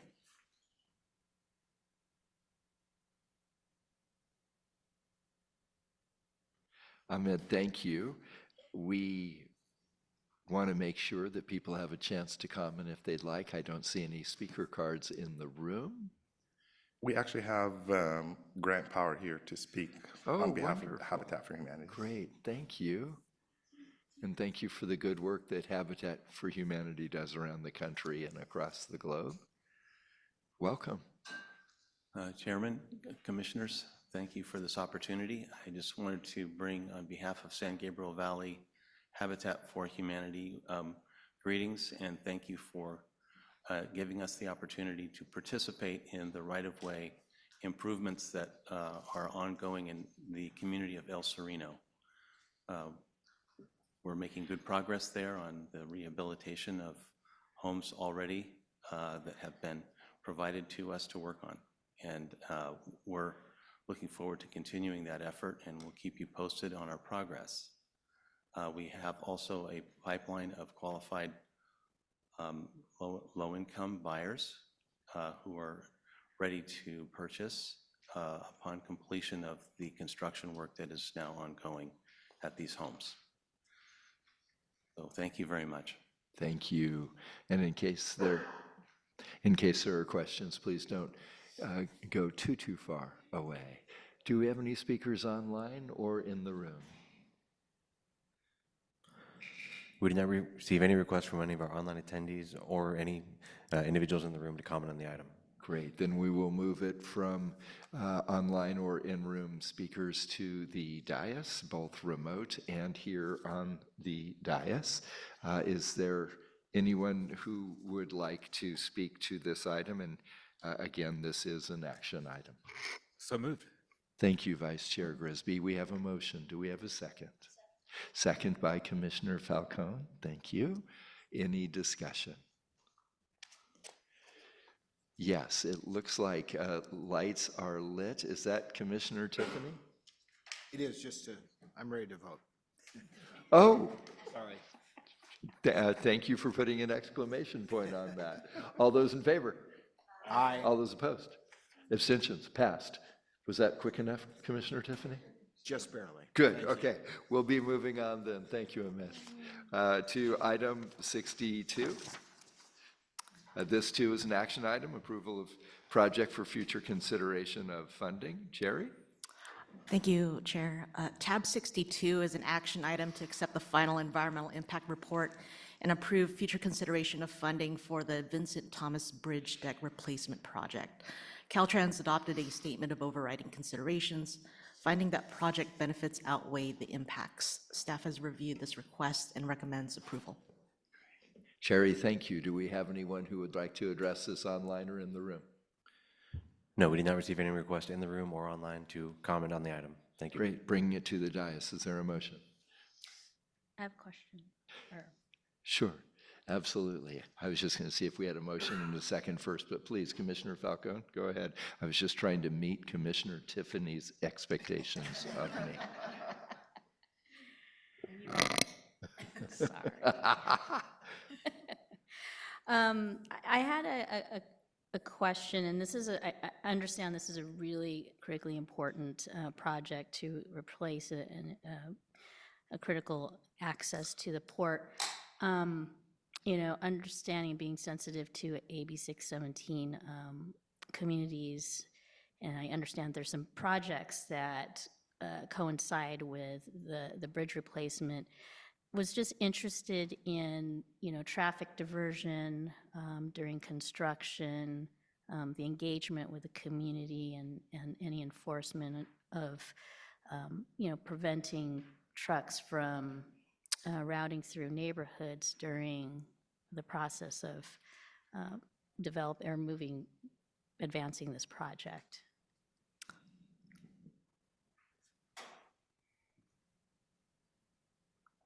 Morning, Gloria. Good morning. So thank you very much, Commissioner. So Chair Gardino, Commissioners, Director Taylor, I'm Gloria Roberts, District 7 Director serving Los Angeles and Ventura counties. And with me, I also have our Deputy District Director of Environmental Planning, Kelly Ewing Toledo. So just to give you a little bit of backdrop to start with the engagement efforts, since the summer of 2023, we've initiated what we call the TAC and CAC meetings, meaning the Technical Advisory Committee meetings and Community Advisory Committee meetings with the ports, stakeholders, communities, and also local agencies such as the City of LA, LAPD, emergency responders, to basically give them a heads up that this project is coming. We know it's going to be a big disruption, and as we were working towards the environmental process with the scoping, we had a 90-day scoping period, as well as a 90-day public comment period when the draft environmental document was released. And so through the last year and a half, we've been very much engaged to listen to the concerns of the communities as well as the businesses, given that the port is a huge economic driver for the region and the state. And so with that, one of the concerns has always been is how is traffic going to get around? And so with the environmental process that we just concluded, where we chose the adoption of the build alternative with a full closure of the bridge. That means that there's no other option but for the vehicles and the trucks to localize local routes to get around from one side of Terminal Island to the other. And so what our main focus now, since we finalized the environmental, is we've initiated a TMP, which is a Transportation Management Plan Task Force, solely specified to focus on making sure that we are addressing all of the concerns related to what the detour is going to look like, the integration coordination that it's going to take to really prevent, trucks from unnecessarily entering neighborhood traffic, because they already experience that on a daily basis, and you can only imagine if trucks have no way to cross the bridge, what that could potentially mean to the communities. So we have very focused discussions. We know that enforcement is going to be key. Our focus is going to be on really, first detailing out what are going to be the detour routes. And once we finalize the routes, to confirm that, okay, we need to make every effort to direct trucks to use the routes that we specified. And then to further then do the enforcement and provide the resources so that CHP and LAPD can do that in enforcement. So that the trucks can follow the routes that we specified and really protect the residents and communities and businesses from having to deal with the unnecessary traffic. Thank you so much for that explanation. It looks like you thoroughly thought that out. And good to know about the TMP task force. What is the makeup of the task force? So it's about 40 stakeholders of local agencies, community groups, neighborhood councils, businesses. We've got labor, longshoremen, so Pacific Maritime Association, so anybody that's utilizes the route on any given basis or has an interest, a business interest in getting goods across the bridge, they have a say into providing input on their lived experiences of what it's going to be like once the bridge is closed. Great, and so you'll have continuous feedback from this group and Absolutely. we'll have the ability, nimbleness to make any adjustments, to, make things work better. Correct, because we're doing that now as we're approaching in the design phase to look at planning the TMP, but, once construction starts, we want to be able to do live adjustments. Okay, great. Thank you. I look forward to hearing more about your progress on the project. Thank you. Thank you. Excellent question. It's funny too, the work on the Vincent Thomas Bridge is just ongoing. My first tour 18 years ago on joining the commission was down to the port for a briefing on the work that needed to be done on the Vincent Thomas Bridge. So, Yes, and now the work will be happening. exactly. It's such an important project. Thank you. Yeah. Are there other comments or questions on the dais? Or by our commissioner participating remotely? Seeing none, is there a motion? Thank you, Commissioner Falcone. We have a motion and we have a second by past Chair Eager. All those in favor? Aye. Aye. Opposed? Abstentions? That passes unanimously. We're going to go on to allocations and supplemental funds requests, and we're going to take tabs 63 through 66 together. Tim Sobelman, I believe you're leading. Yes, I am. Thank you. Here you are. Thank you. Commissioners, I'll be taking tabs 63 through 66 with a recommendation at the end. All of these action items are for SHOP projects with at least one phase requesting initial allocations that exceed the program amount by more than 20%. Tab 60 is an initial allocation of $1,961,000 for right-of-way support for a pavement preservation project on State Route 1 in Mendocino County. Tab 64 is an initial allocation of $91,000 for the project approval and environmental document phase for a safety improvements project on State Route 180 in Fresno County. Tab 65 is an initial allocation of $5,850,000 in construction capital and $2,171,000 in construction support for an ADA curb ramps project on State Route 2 in Los Angeles County. And tab 66 is an initial allocation of $30,360,000 for the plan specification and estimate phase and $1,683,000 for the right-of-way support phase for a bridge formula program project on State Route 47 in Los Angeles County. The total increases beyond the program amount for these four SHOP projects is $15,388,000. Staff has reviewed the projects and the book items for tabs 63 through 66 and recommends approval. Timothy, thank you. Do we have any speakers in the room or online for items 63 through 66? No, we did not receive any request to comment on the item in the room or virtually. Thank you. Thank you, Justin. Bringing it to the dais. Why don't we, 20, on my screen it says 21. Is that Commissioner Bradshaw? Yeah, motion to approve. Great. Thank you, Commissioner Bradshaw. And I see the light for Commissioner Eager. I see the light. I see the light. I'm fighting the urge to make Diana Gomez come up here for her last time, but I will second. Great. So we have a motion and a second and fighting the urge. Are there any comments? I'm not seeing any lights. Okay. All those in favor? Aye. Opposed? Abstentions? That passes unanimously. Thank you, Timothy. But don't go far because we're taking 67 through 69 and then 71 through 74 voted together. Timothy, did you want to do all those right now or do we want to take 70 in between? Tab 70 has been withdrawn. That's and right. So we won't be taking tab 70. So therefore I'll be taking tabs 67 through 69 and 71 through 74 with a recommendation at the end. Thank you. Tabs 67 through 69 and 71, 72 are all action items for SHOP projects requesting supplemental funds for pre-construction phases. Tab 67 is a request for supplemental funds of $800,000 for the plan's specifications and estimate phase for a major damage project on State Route 299 in Humboldt County. Tab 68 is a request for supplemental funds of $695,000 for the plans specification and estimate phase for an operational improvement project on US 101 in Humboldt County. Tab 69 is a request of supplemental funds for $800,000 in the plans and specifications and estimate phase for a collision severity reduction project on Interstate 5 in Shasta County. Tab 71 is a request for supplemental funds of $710,000 for the plan specification estimate phase for a bridge scour project on Interstate 405 in Los Angeles and Orange counties.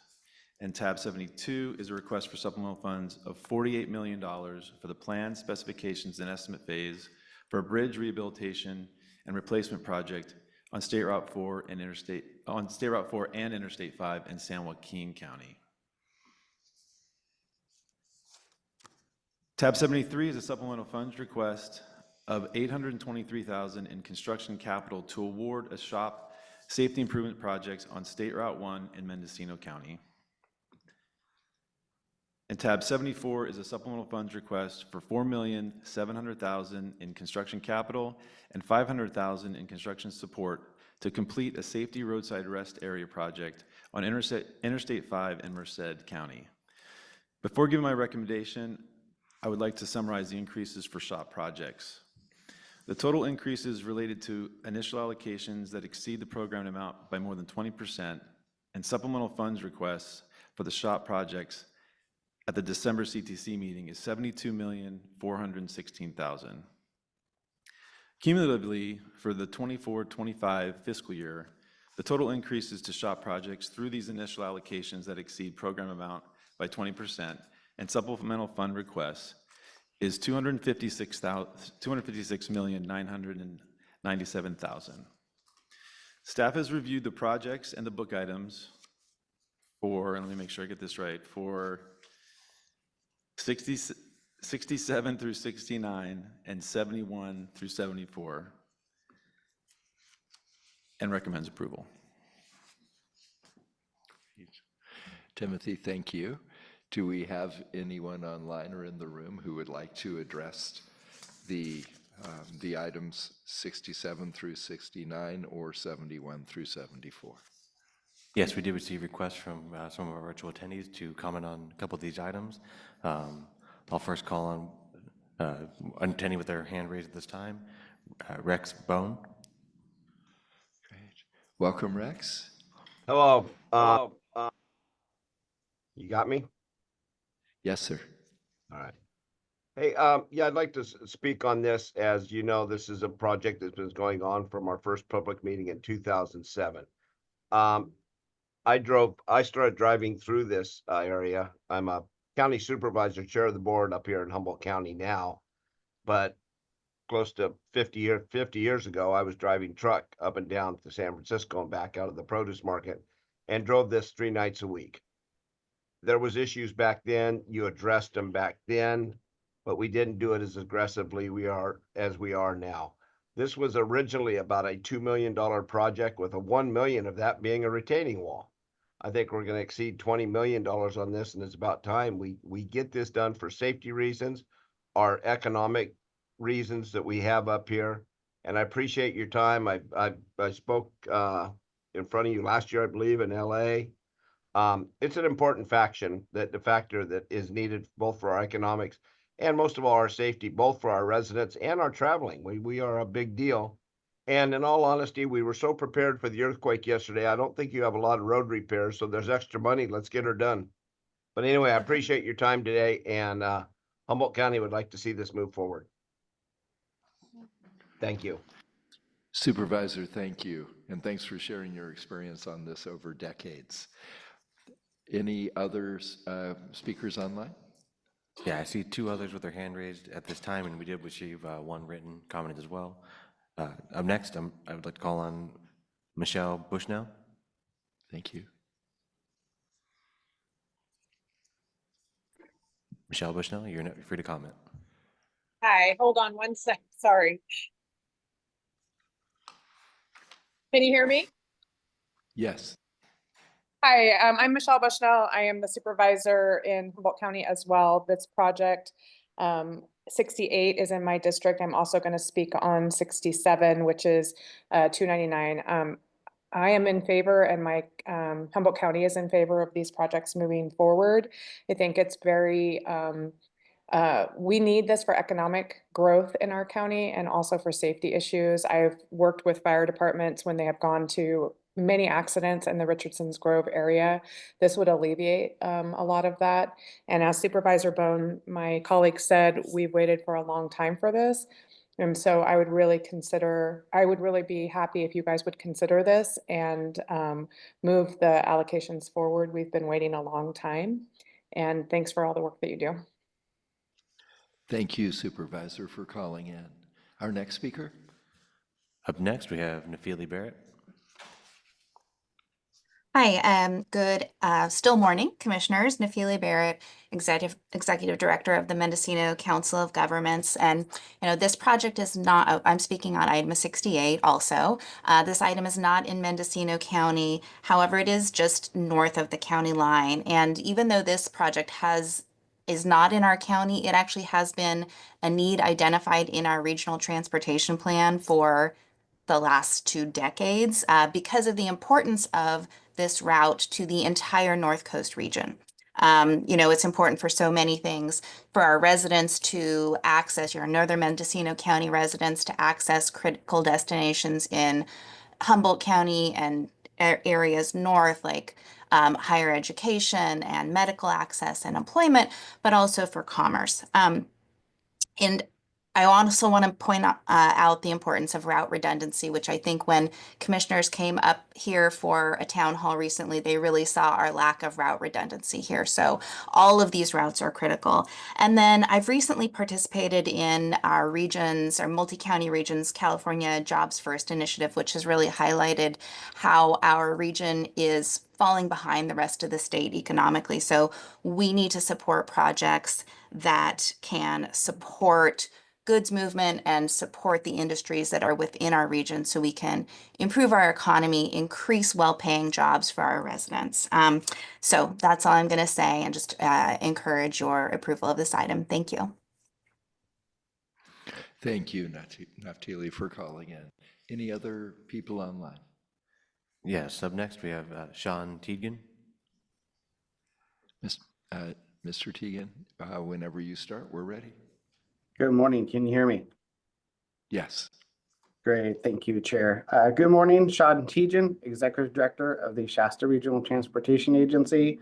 We're the Metropolitan Planning Organization and Regional Transportation Planning Agency up here in Shasta County. And speaking briefly on tab 69, we thank you for your consideration of the item and express support for this project. It's an important project to improve Interstate 5 here through our region, and well as to increase safety and reduce collision severities in the region. So with that, thank you for your time and have a great day. Thank you. Next speaker. We received one written response. This is for tab 68. Comes from Tamara Layton. Del Norte Local Transportation Commission fully supports the operational improvements of US 101 in Humboldt County. Del Norte has unanimously supported this project since the project was initiated. Tamara Layton, DHEN LTC Executive Director. Thank you. Thank you. And it sounds like that is all of our speakers online we had already asked about in the room. We're going to move it to the dais. Why don't we start with whether there is a motion and a second, and then we can have discussion. Is there a motion on this item? Commissioner Tiffany moves. Is there a second? Second. Second by Commissioner Bradshaw. Discussion. Okay, seeing none. All those in favor? Aye. Opposed? Abstentions? Those items pass unanimously. Thank you, Timothy. Brother Chairman, can I just? Yes, sir, please. An after the vote comment real quick? Absolutely, Commissioner Bradshaw. Just for flavor, and my dates I think are right, but when you look at tab 68, I believe that process started for this project in 2007 and was under litigation since 2010. So just let all that sink in. I'm not going to add to that, but it's good to see it moving forward. All the speakers talked about the need for safety and other issues, so it's just, I think a pause and a celebration here in 2024 is appropriate, but scary. Thanks. Okay, perspective. Thank you. I'm speechless, and that doesn't happen every day. Let's move on to tab 75. I believe Beverly Newman Burkhardt is joining us virtually for this TCEP supplemental. Thanks, Chair Gardino. Hello, Commissioners. So tab 75 is an action item to approve a supplemental allocation of $13,500,000 in Trade Corridor Enhancement Program funds for the 7th Street Grade Separation East project in Alameda County. The 7th Street Grade Separation East project was programmed in the 2018 Trade Corridor Enhancement Program and was jointly nominated by Caltrans, the Metropolitan Transportation Commission, and the Alameda County Transportation Commission. In December 2022, the Commission allocated $175 million to the project's construction phase. The project experienced cost increases, and in July 2023, the California State Transportation Agency awarded the project $13.5 million in Port and Freight Infrastructure Program funds to close the funding gap. Due to state budget constraints, the Port and Freight Infrastructure Program funds are no longer available. To cover the loss in this previously committed funding, CalSTA and Caltrans, along with the Alameda County Transportation Commission, are requesting a supplemental allocation from the Trade Corridor Enhancement Program. Supplemental Trade Corridor Enhancement Program allocations are taken out of Caltrans' available Cycle 4 Trade Corridor Enhancement Program funding capacity. Staff recommends approval of tab 75. We have a staff recommendation for approval on tab 75. Beverly, thank you for joining us virtually. I don't see any speaker cards on this item. Do we have anyone online who would like to address this? We did not receive any requests from our virtual attendees either to comment on the item. Okay, great. Then we're going to move it from any public comment to the dais. Let's start to see if there is a motion. There's a motion by past Chair Eager. Is there a second? Second by Commissioner Falcone. Is there any discussion? Seeing none, all those in favor? Aye. Opposed? Abstentions? That passes unanimously. I'm going to foreshadow a bit. I've been contacted. My wife and our 2 children who are at home are all sick with fevers. And so with apologies, Denise has been able to move my flight, and with everyone's support, I'm going to leave in about 9 minutes to try to get to the airport for a 1:15 flight. So thank you. And at that, actually, Vice Chair Grisby, would you mind taking over? No, no problem. Thank you, sir. Appreciate it. Whew. Okay. I will. So do you have your, you have your agenda on your computer. Great, great. Thank you, Vice Chair.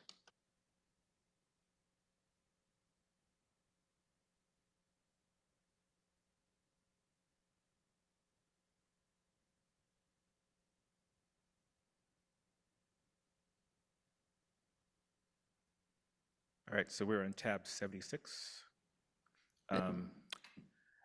Yeah. Who's up for that? Right here. Oh, right, great, thanks, John. Thank you. Tab 76 is an action item to approve amendments to the 2024 SHOP. There is a revision to one project on the change list, and I do have one change that is not on the change list. Caltrans is withdrawing their request to add one of the new projects. The project being withdrawn is project number 1. The EA is 2K000, and it is a bridge project in Shasta County.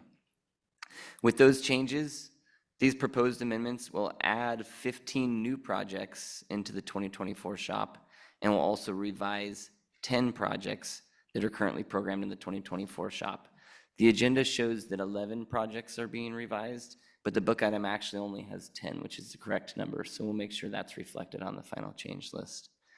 Of the 15 new projects, 3 are from the safety reservation, 11 are from the major damage reservation, which leaves just 1 that's a mobility project, partnering with the Tulare County Association of Governments, and that is not from a reservation. Of the 10 revised projects, most are just making regular proactive changes, but one of them I thought was noteworthy, and it's the I-5 Managed Lanes project in Orange County. That was one of the 3 projects selected to utilize the state's share of the carbon reduction program funds. This amendment will add carbon reduction program funds to that project for PS&E. Staff recommends approval of tab 76. Thanks, John. Any requests for comment by the public? We did not receive any request to comment on the item. Thank you. Great, thank you. Moving on to the dais, what's the pleasure? Is there a motion or any comment? Motion by past Chair Eager, second by Commissioner Falcone. Now for the vote. Aye. Okay. Great. Any noes or abstentions? Motion passes. On to item 77, Casey. I'm going to do that. Oh, Lori. Yeah. Thank you. Commissioners, tab 77 is an action item to approve an amendment to the Proposition 1B Intercity Rail Improvement Program. This amendment will do three things. 1, it will create the Camarillo Station Improvements Plan Specifications and Estimate Project under Project 27.2. 2, it will amend the Camarillo Station Improvements Construction Project number from 27.2 to 27.3.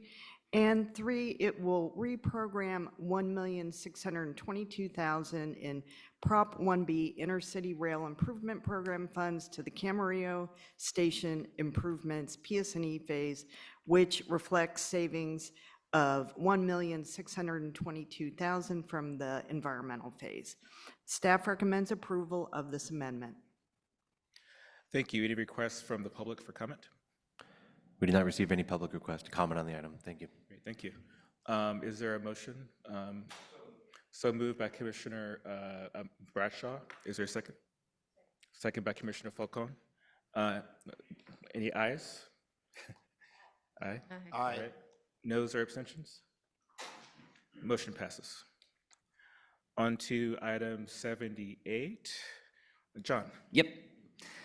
Tabs 78 through 80 will be presented separately and then taken together at the end.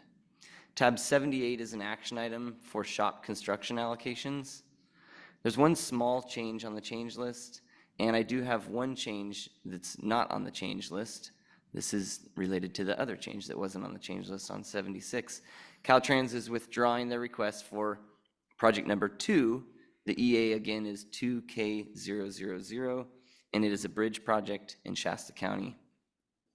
With those changes, this item will allocate $211,253,000 for 6 shop projects.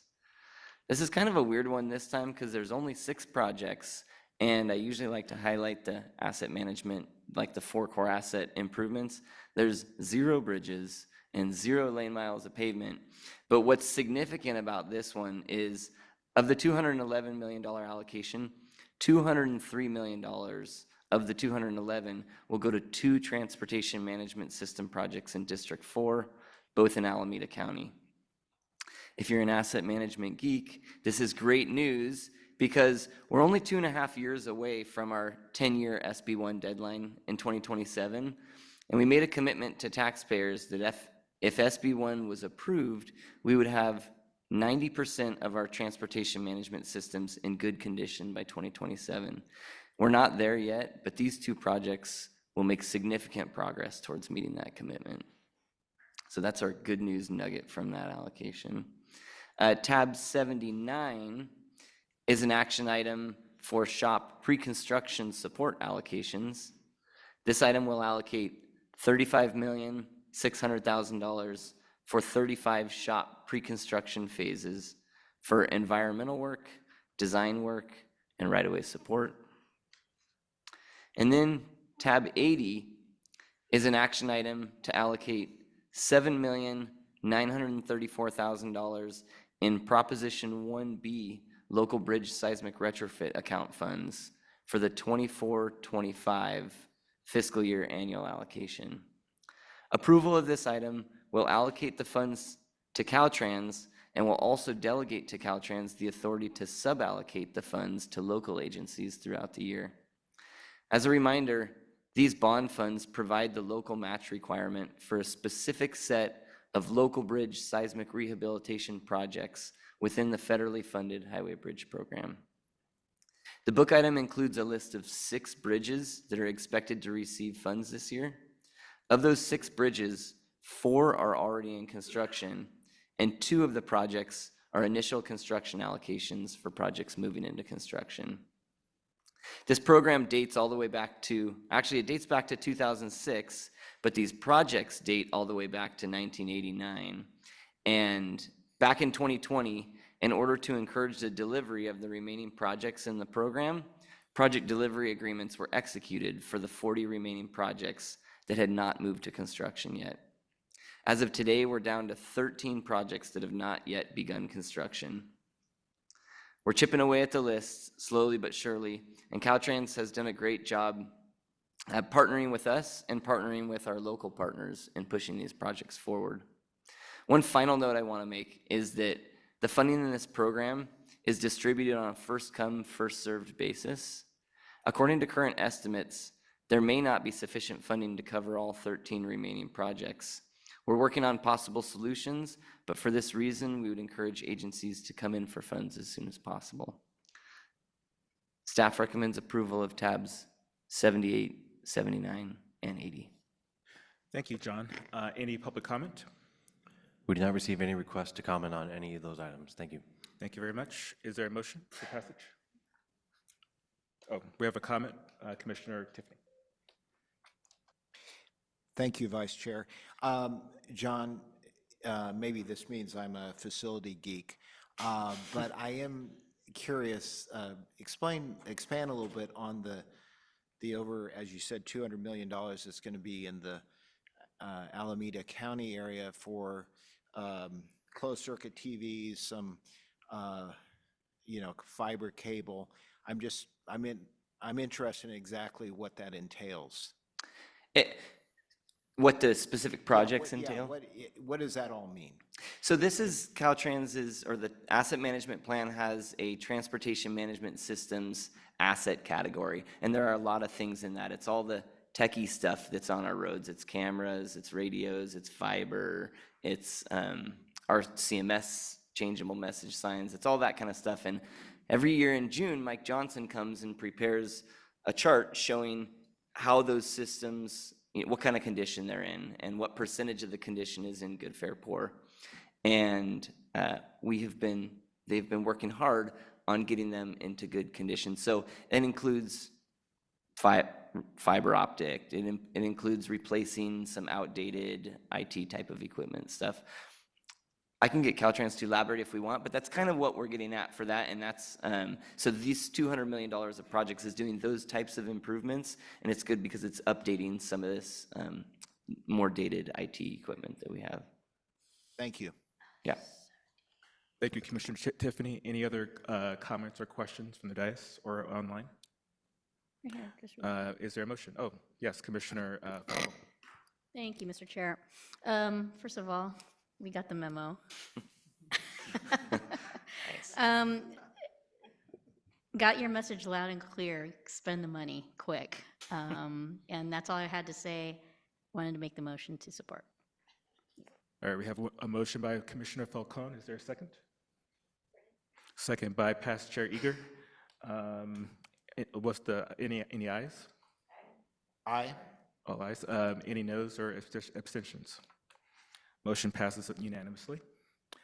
On to items 81 through 93. Lori.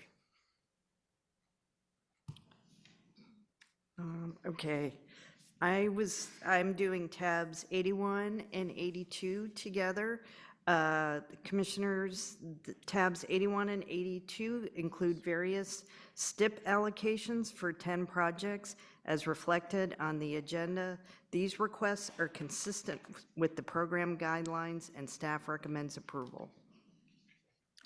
Great, thank you. Any public comment? We did not receive any requests to comment on these two items. Thank you. Thank you. Any questions or comments from the dais? So moved by Commissioner Past Chair Eager. Is there a second? Commissioner Tiffany. Now for the vote. Any ayes? Aye.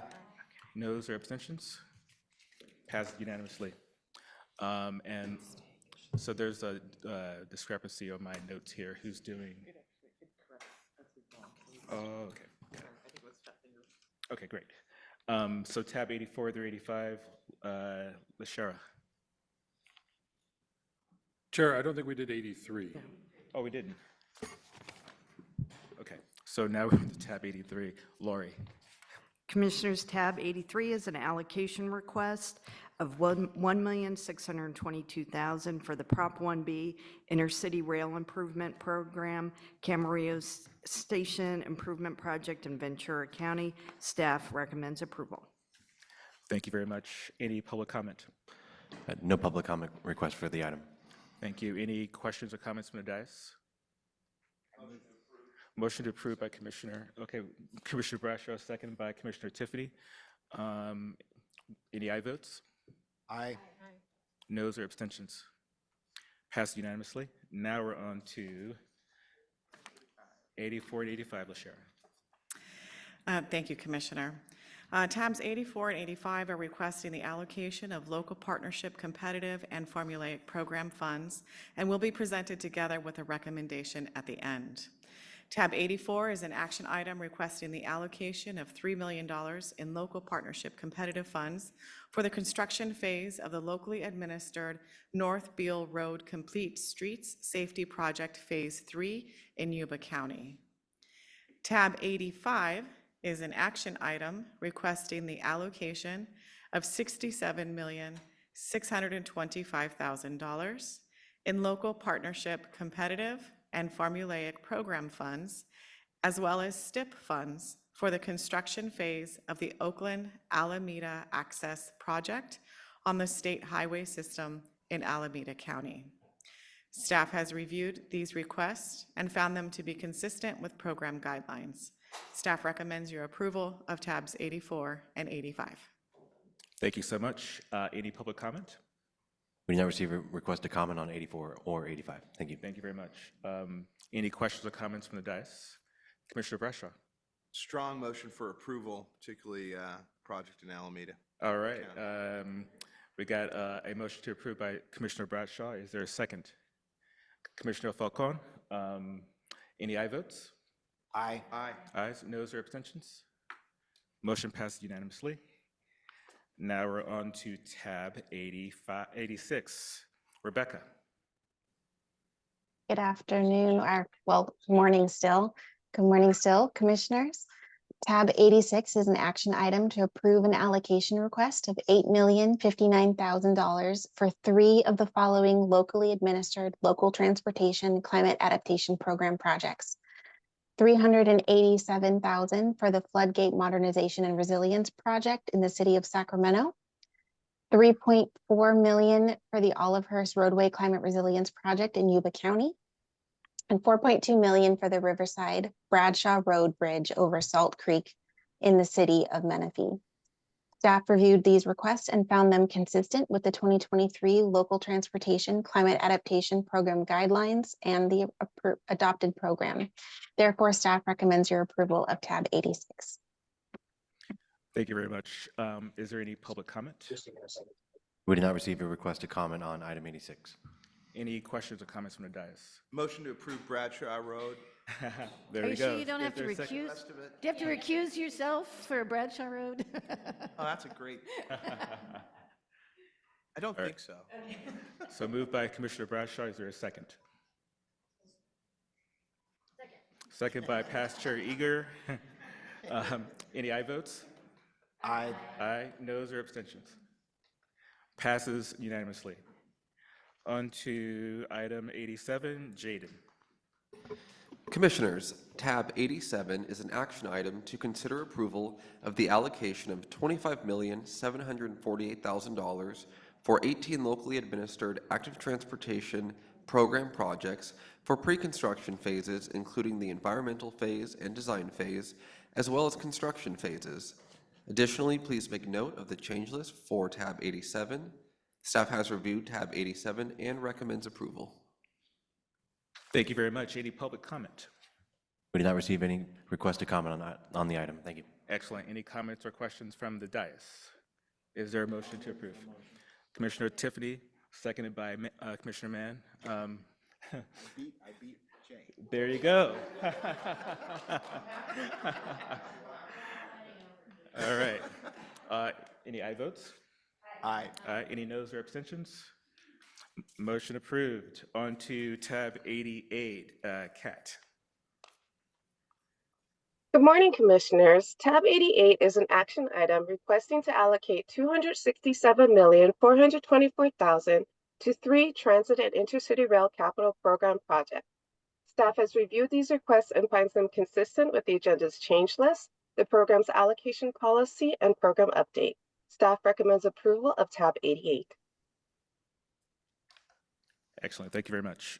So we have a speaker slip here, Marcella Renzi. There you are. Thank you so much.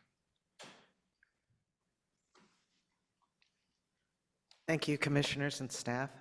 I'm here to thank the commission, CalSTA, commission staff, and department staff for embodying the state's support for the BART project extension. Thank you for investing in this generational project that will bring benefits not only through immediate construction jobs, but also connecting people throughout the Bay region to opportunity, recreation, every need that they have for the next 100 or so years. I would particularly like to call out several people who have assisted us in getting us to this point. Commission staff, Teresa Favila, Anya Allenbacher, and Casey Ruggiero. Department staff, Yesenia Ochoa, Efren Zuniga, Albert Hugh, and Lisa Carboni. And to give a shout out now to Carl, who's not here to hear it, so I can't embarrass him, who is the father of local transportation funding in Santa Clara County and responsible for the local funds which you are leveraging with this investment. Thank you. Thank you so much for being here. Any comments, questions online? Yes, we did. We have one request online. I'd like to call on David Tran. Good morning. Can you hear me?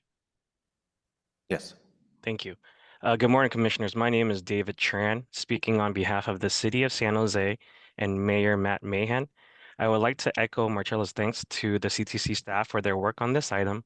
I ask that you approve this item, which includes TIRCP funding for the BART Silicon Valley Extension Phase 2 project. This funding allocation will advance the project construction of rapid rail transit through San Jose, which broke ground earlier this year. When completed, BART Phase 2 will bring forth transformative economic and sustainability benefits for not only San Jose, but for the Bay Area region and the state. The project will provide a seismic shift in transportation options for the San Jose metropolitan area with equitable opportunities for workers, residents, and students from all walks of life to choose public transit and dramatically reduce VMT and GHG emissions to, from, and through San Jose. The project is also catalyzing investment here in the capital of Silicon Valley with millions of square feet of office and residential development either entitled, under construction, or soon to be leased, showing how vital this project is to our city and the state's economic growth. The City of San Jose respectfully asks for your support on this item. Thank you. Thank you so much. Any other comments online? I see no other requests at this time. Thank you. Thank you. Moving on to the dais, we have a Commissioner Eager would like to make a comment or a question. Actually, I'm making a comment on behalf of Chair Gardino. He did have to leave, but he wanted me to express his support for this particular item. And I know he was called the father of the transportation district here. He has been working on this project for over a decade, trying to get it to fruition here. And so he's very excited that it's on our agenda today. And he wanted to thank all of the staff for the support and all the work to get it to this place. Absolutely. And I will make a motion on his behalf. Perfect. So a motion by Pastor Eager. Is there a second? Second by Commissioner Tiffany. Let's move to the vote. Any aye votes? Aye. Noes or abstentions? Passes unanimously. On to tabs 89 through 95 and 97 through 102 taken together. Ahmed? Thank you, Commissioner. Tabs 89 through 95 and 97 through 102 are action items that consist of time extension requests for projects from the following programs: the State Highway Operation Protection Program, the State Transportation Improvement Program, the Local Partnership Program, the Trade Corridor Enhancement Program, Active Transportation Program, lastly, the Transit and Intercity Rail Capital Program. Staff have reviewed these requests and determined that they are consistent with the respective program guidelines. Please make note of the change list for tab 96 and 100. Staff recommends your approval of tab 89 through 95 and 97 through 102. All right, thank you so much. Any public comment? No, we did not receive any requests to comment on any of these listed items. Thank you. Thanks so much. Moving on to the dais. Any questions or comments, or is there a motion? So moved by Pastor Eager. Is there a second? I'll second. Second by Commissioner Tiffany. Let's move to the vote. Any aye votes? Aye. Noes or abstentions? So passes unanimously. Chair, if we could just mention for the record, tab 96 was withdrawn. That's why that number was missing in that order. For the record, we have withdrawn item 96. On to item 102, Kat. If I could, before Kat, just remind everybody to speak slowly for our interpreters. All right. Commissioner, 103. Yeah, we're on 102, and I have Kat up next on my sheet. I believe 102 was included in the prior vote, but I can. Oh, okay, my bad. Sorry about that. 103, Ahmed. 103 and 104 taken together. Thank you, Commissioner. Tab 103 and 104 are action items to consider approval of post-fact time extension as an exception to the SHOP guideline for 2 SHOP projects. Tab 103 extend the period of project development for a safety improvement project, and tab 104 amends the period of project completion for a SHOP collision reduction project. Commission staff have reviewed these requests and recommend approval of tab 103 and 104. Thanks so much. Any public comment? Not seeing any requests at this time to comment on the items. Thank you. Thank you. Any question, comment, or a motion from the dais? So moved by Pastor Eager and a second by Commissioner Falcone. Let's move on to a vote. Aye votes? Aye. Aye. Any noes or abstentions? Passed unanimously. Now we're on to item 105. Lori. Yes, Commissioners, tab 105 is a post-fact STIP contract award time extension. What happened on this one is Siskiyou County submitted a time extension for contract award before the project's award deadline. However, due to a misunderstanding within Caltrans, the request was sent to an inactive email and was not received or processed. Our understanding is that this inactive email has now been removed, so this won't happen again. And so staff recommends approval. Thanks so much. Any public comment? We did not receive any requests to comment on the item. Thank you. Thank you. Moving to the dais, comments, questions, or a motion? So moved by Pastor Eager. Is there a second? Second. Commissioner Tiffany, second. Aye votes? Aye. Aye. Noes or abstentions? Passed unanimously. On to item 106, Jaden. Thank you.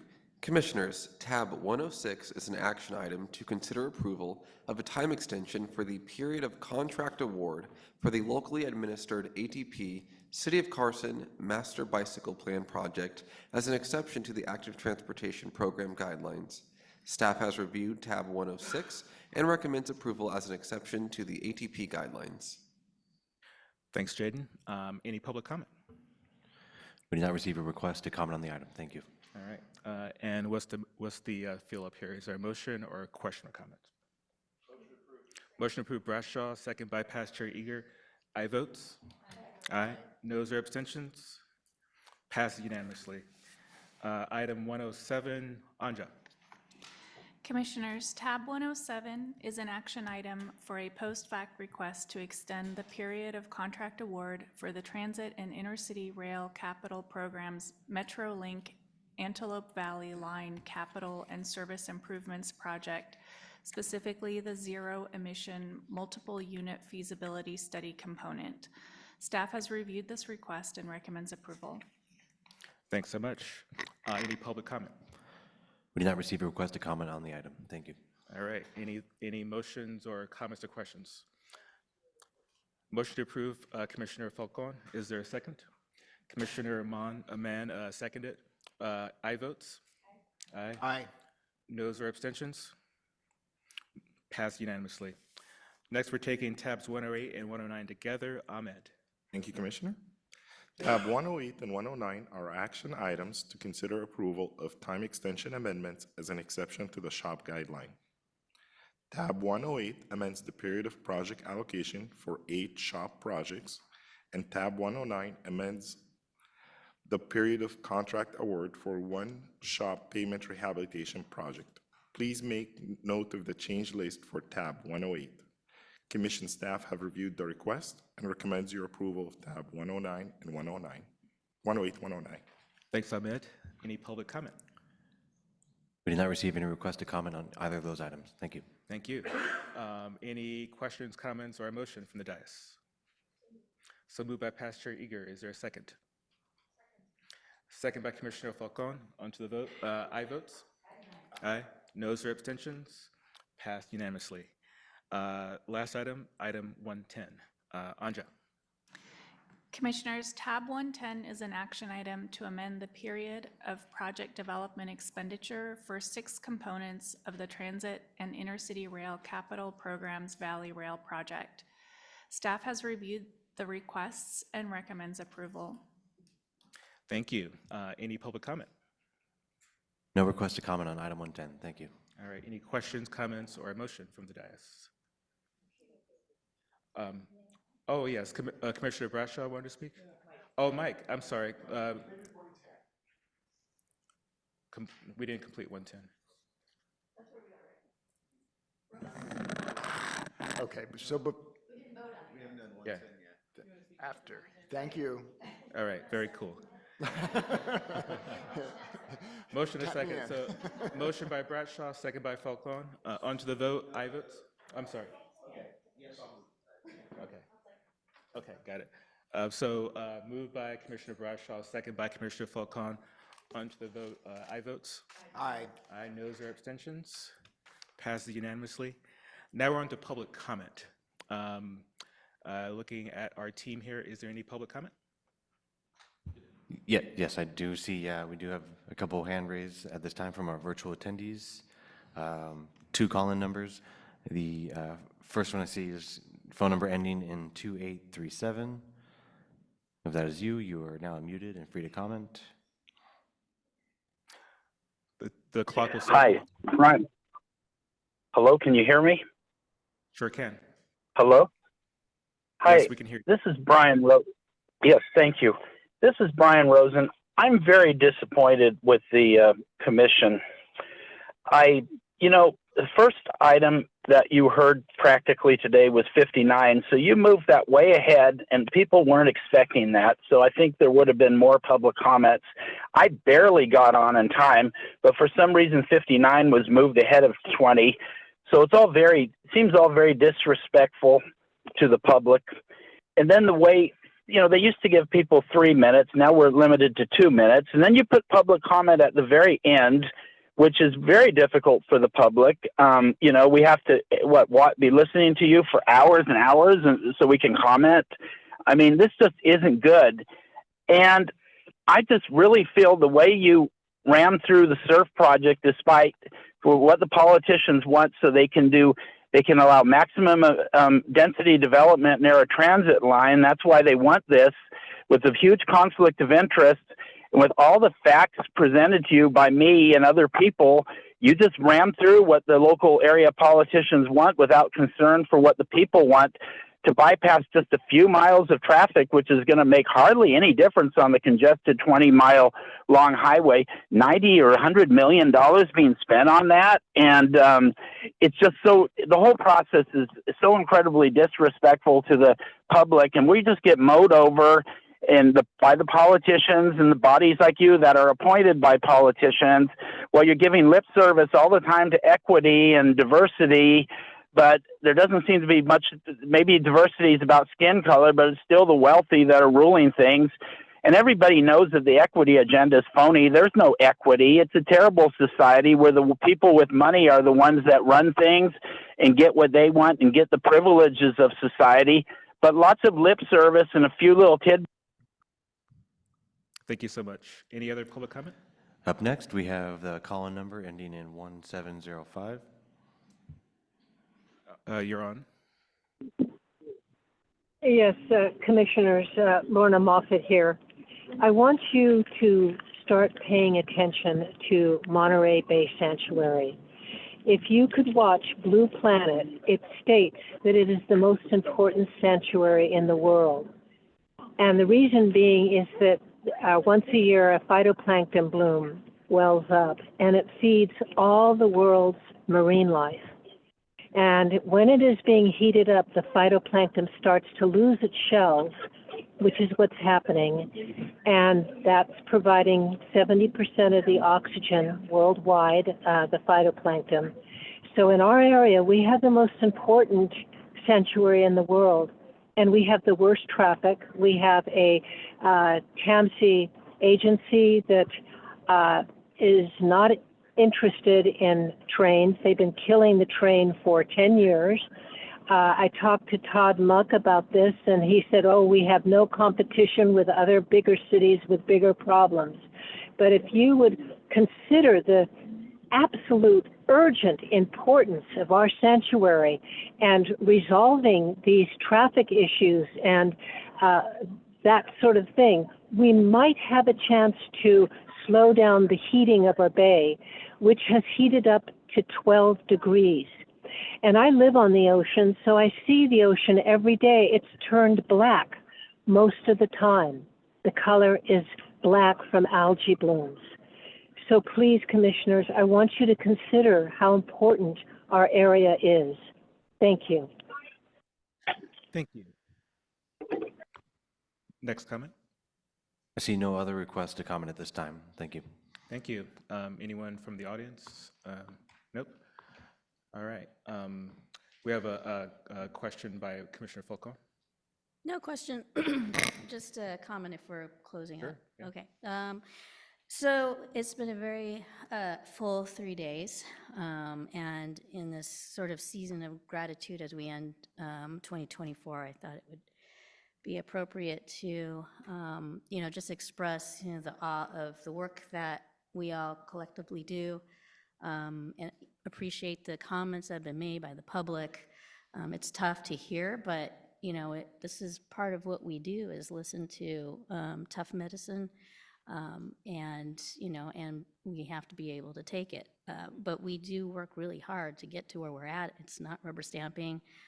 Everyone here works really diligently and with each other to try to get these items to us, and discussions to us, and it results in decision making. And I just wanted to express huge thankfulness and gratitude to the work that we all do together, to the staff.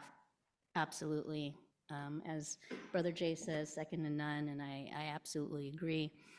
To our agency and regional partners, and to the EAC. It was such a thorough conversation we had on our equity work, and we have a lot to do in that space. But I think we've really moved the needle to really integrate that work in the decision making and the work that we do. So, it's the end of the year. Just wanted to really say thank you to all, and happy holidays, be safe, and may you enjoy the holidays with your loved ones. That's all. Thank you, Commissioner. I'll be a +1 on all that you said, brilliantly said. We do have a comment from the public. It's our VC of the EAC, Ms. Armas Kelly. Nice seeing you today. Good morning. Morning. Afternoon. Good afternoon. No, it's morning still. Great. For some 2 of more us. minutes. Okay. I would just like to say I acknowledge a lot of the comments that were made in the last 3 days, and I just caution us not to be tempted to feel or swayed to feel that we're doing anything but trying to raise a level of equity, and it's equity for all Californians. And when you make an omelet, you have to break some eggs, and sometimes it's uncomfortable, and sometimes we want to put umbrella over things that in reality are not easily covered. There's so many layers in equity, and it means looking at the marine life. It means looking at ground covering. It means looking at employees, allocations, education, children. How are we going to create succession? It's a lot of work, and it can't be measured in a short amount of time. It took a long time for us to get here, and it's going to take a long time for us to dismantle, but little by little, I'm encouraged by the last 2 years. I'm encouraged by the voices of the people that are already applying for the next cohort. I'm encouraged by the people that have given me comment and said, you're doing a great job as a whole. We're all trying to bring this change. And if you have anything to say to yourselves, be proud, because no other organization is really trying to make as much effort in this movement as the Transportation Commission. I've had the Department of Pesticides even ask me, could you guys help us emulate or even model some of the work that you're doing? And it's slowly landing on ears. And as it does, we'll see those changes, and you should all be proud that you were part of that movement. So thank you. Thank you so much. Any other comments from the dais? Mike? Oh, yes. Director Keever. Yeah, thank you. And maybe if I could follow up on this it wasn't my intent. I do have another item I'd like to address, but just, reflecting on this. So last night I went back and thought about, one, you all have a really hard job to do. There's so much to consider in this area. And I reflected on Commissioner Bradshaw's comments as we, toward the end of yesterday. And it kind of came to me that your approach is very people-based. So saying there are many things to consider, but in the end, it's people-based. It's people's needs. And we've all seen this, but I went back last night because I'm thinking about this, and I went back to Maslow's hierarchy of needs, right? And then I looked at this, and it's like, we just listen, I'll start at the bottom. The basic needs of people, right? It's air, water, food, shelter, sleep, clothing. The next level, safety needs, personal security, employment, resources, health, property. Transportation intersects all of these things, and you're all wrestling, and we're all, I think, trying, those of us in this, in this community, and then the people all trying to share, hey, as an individual, as a person, these are the things that are important to me. And then I will just attest, from my bird's eye view, this group works very, very hard, holds us accountable, and it's not an easy job. And then the EAC and what you do and the discussions we have, William and Martha, thank you again so much for what you've done. And I agree, Martha, we may not be getting everything right at this point, but we are working so hard to try to go in the right direction. I'm very proud to work with all of you. And speaking of proud, I would be remiss. I just want to recognize two of my longtime colleagues and friends. Commissioner Eager previously, mentioned Diana Gomez, District 6 Director and champion for the Valley, longtime champion. But I also wanted to mention Jeff Wiley, who has presented to you many times in the past. And this is Jeff's last CTC meeting. And Jeff has been a trusted advisor for many of us, certainly myself included. And Jeff, thank you for your service, and we are going to miss you, and best wishes. Thank you. Thank you, Director. Past Chair Eager. Thank you. And just real quickly, I do want to thank all of you who came these last few days, excuse me, and those of you who called in online, because it's so important to us to hear from all of you. We do have a 1,500-page agenda that we get. We do go through it all, and we ask questions before we ever even get here. We work with all of our partners to ensure that we understand all of the issues that come here. We work with the EAC to see if there's anything else that we need to be thinking of. And then we hear from all of you. And that is what this is all about, is hearing from the people at these commission meetings to tell us, here's what you think about these issues. The staff works very hard to do that all year long, to get input from you. But it culminates at these meetings. And, we thank our partners at Caltrans and CalSTA for including us when we have these discussions. I also want to thank the governor because in this state, he understands equity. He encourages us to have committees like the EAC.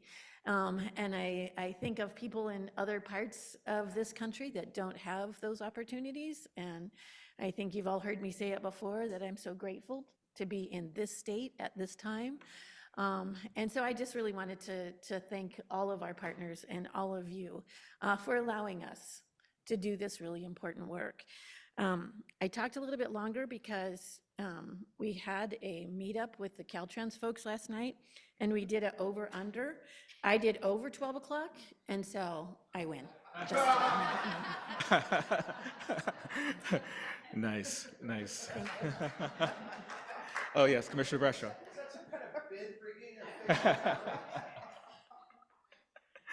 Very cool. And just to echo your sentiments, it is a blessing to be in the state of California, and we will remind the rest of the country what being American means. With that, we are adjourned. Thank you.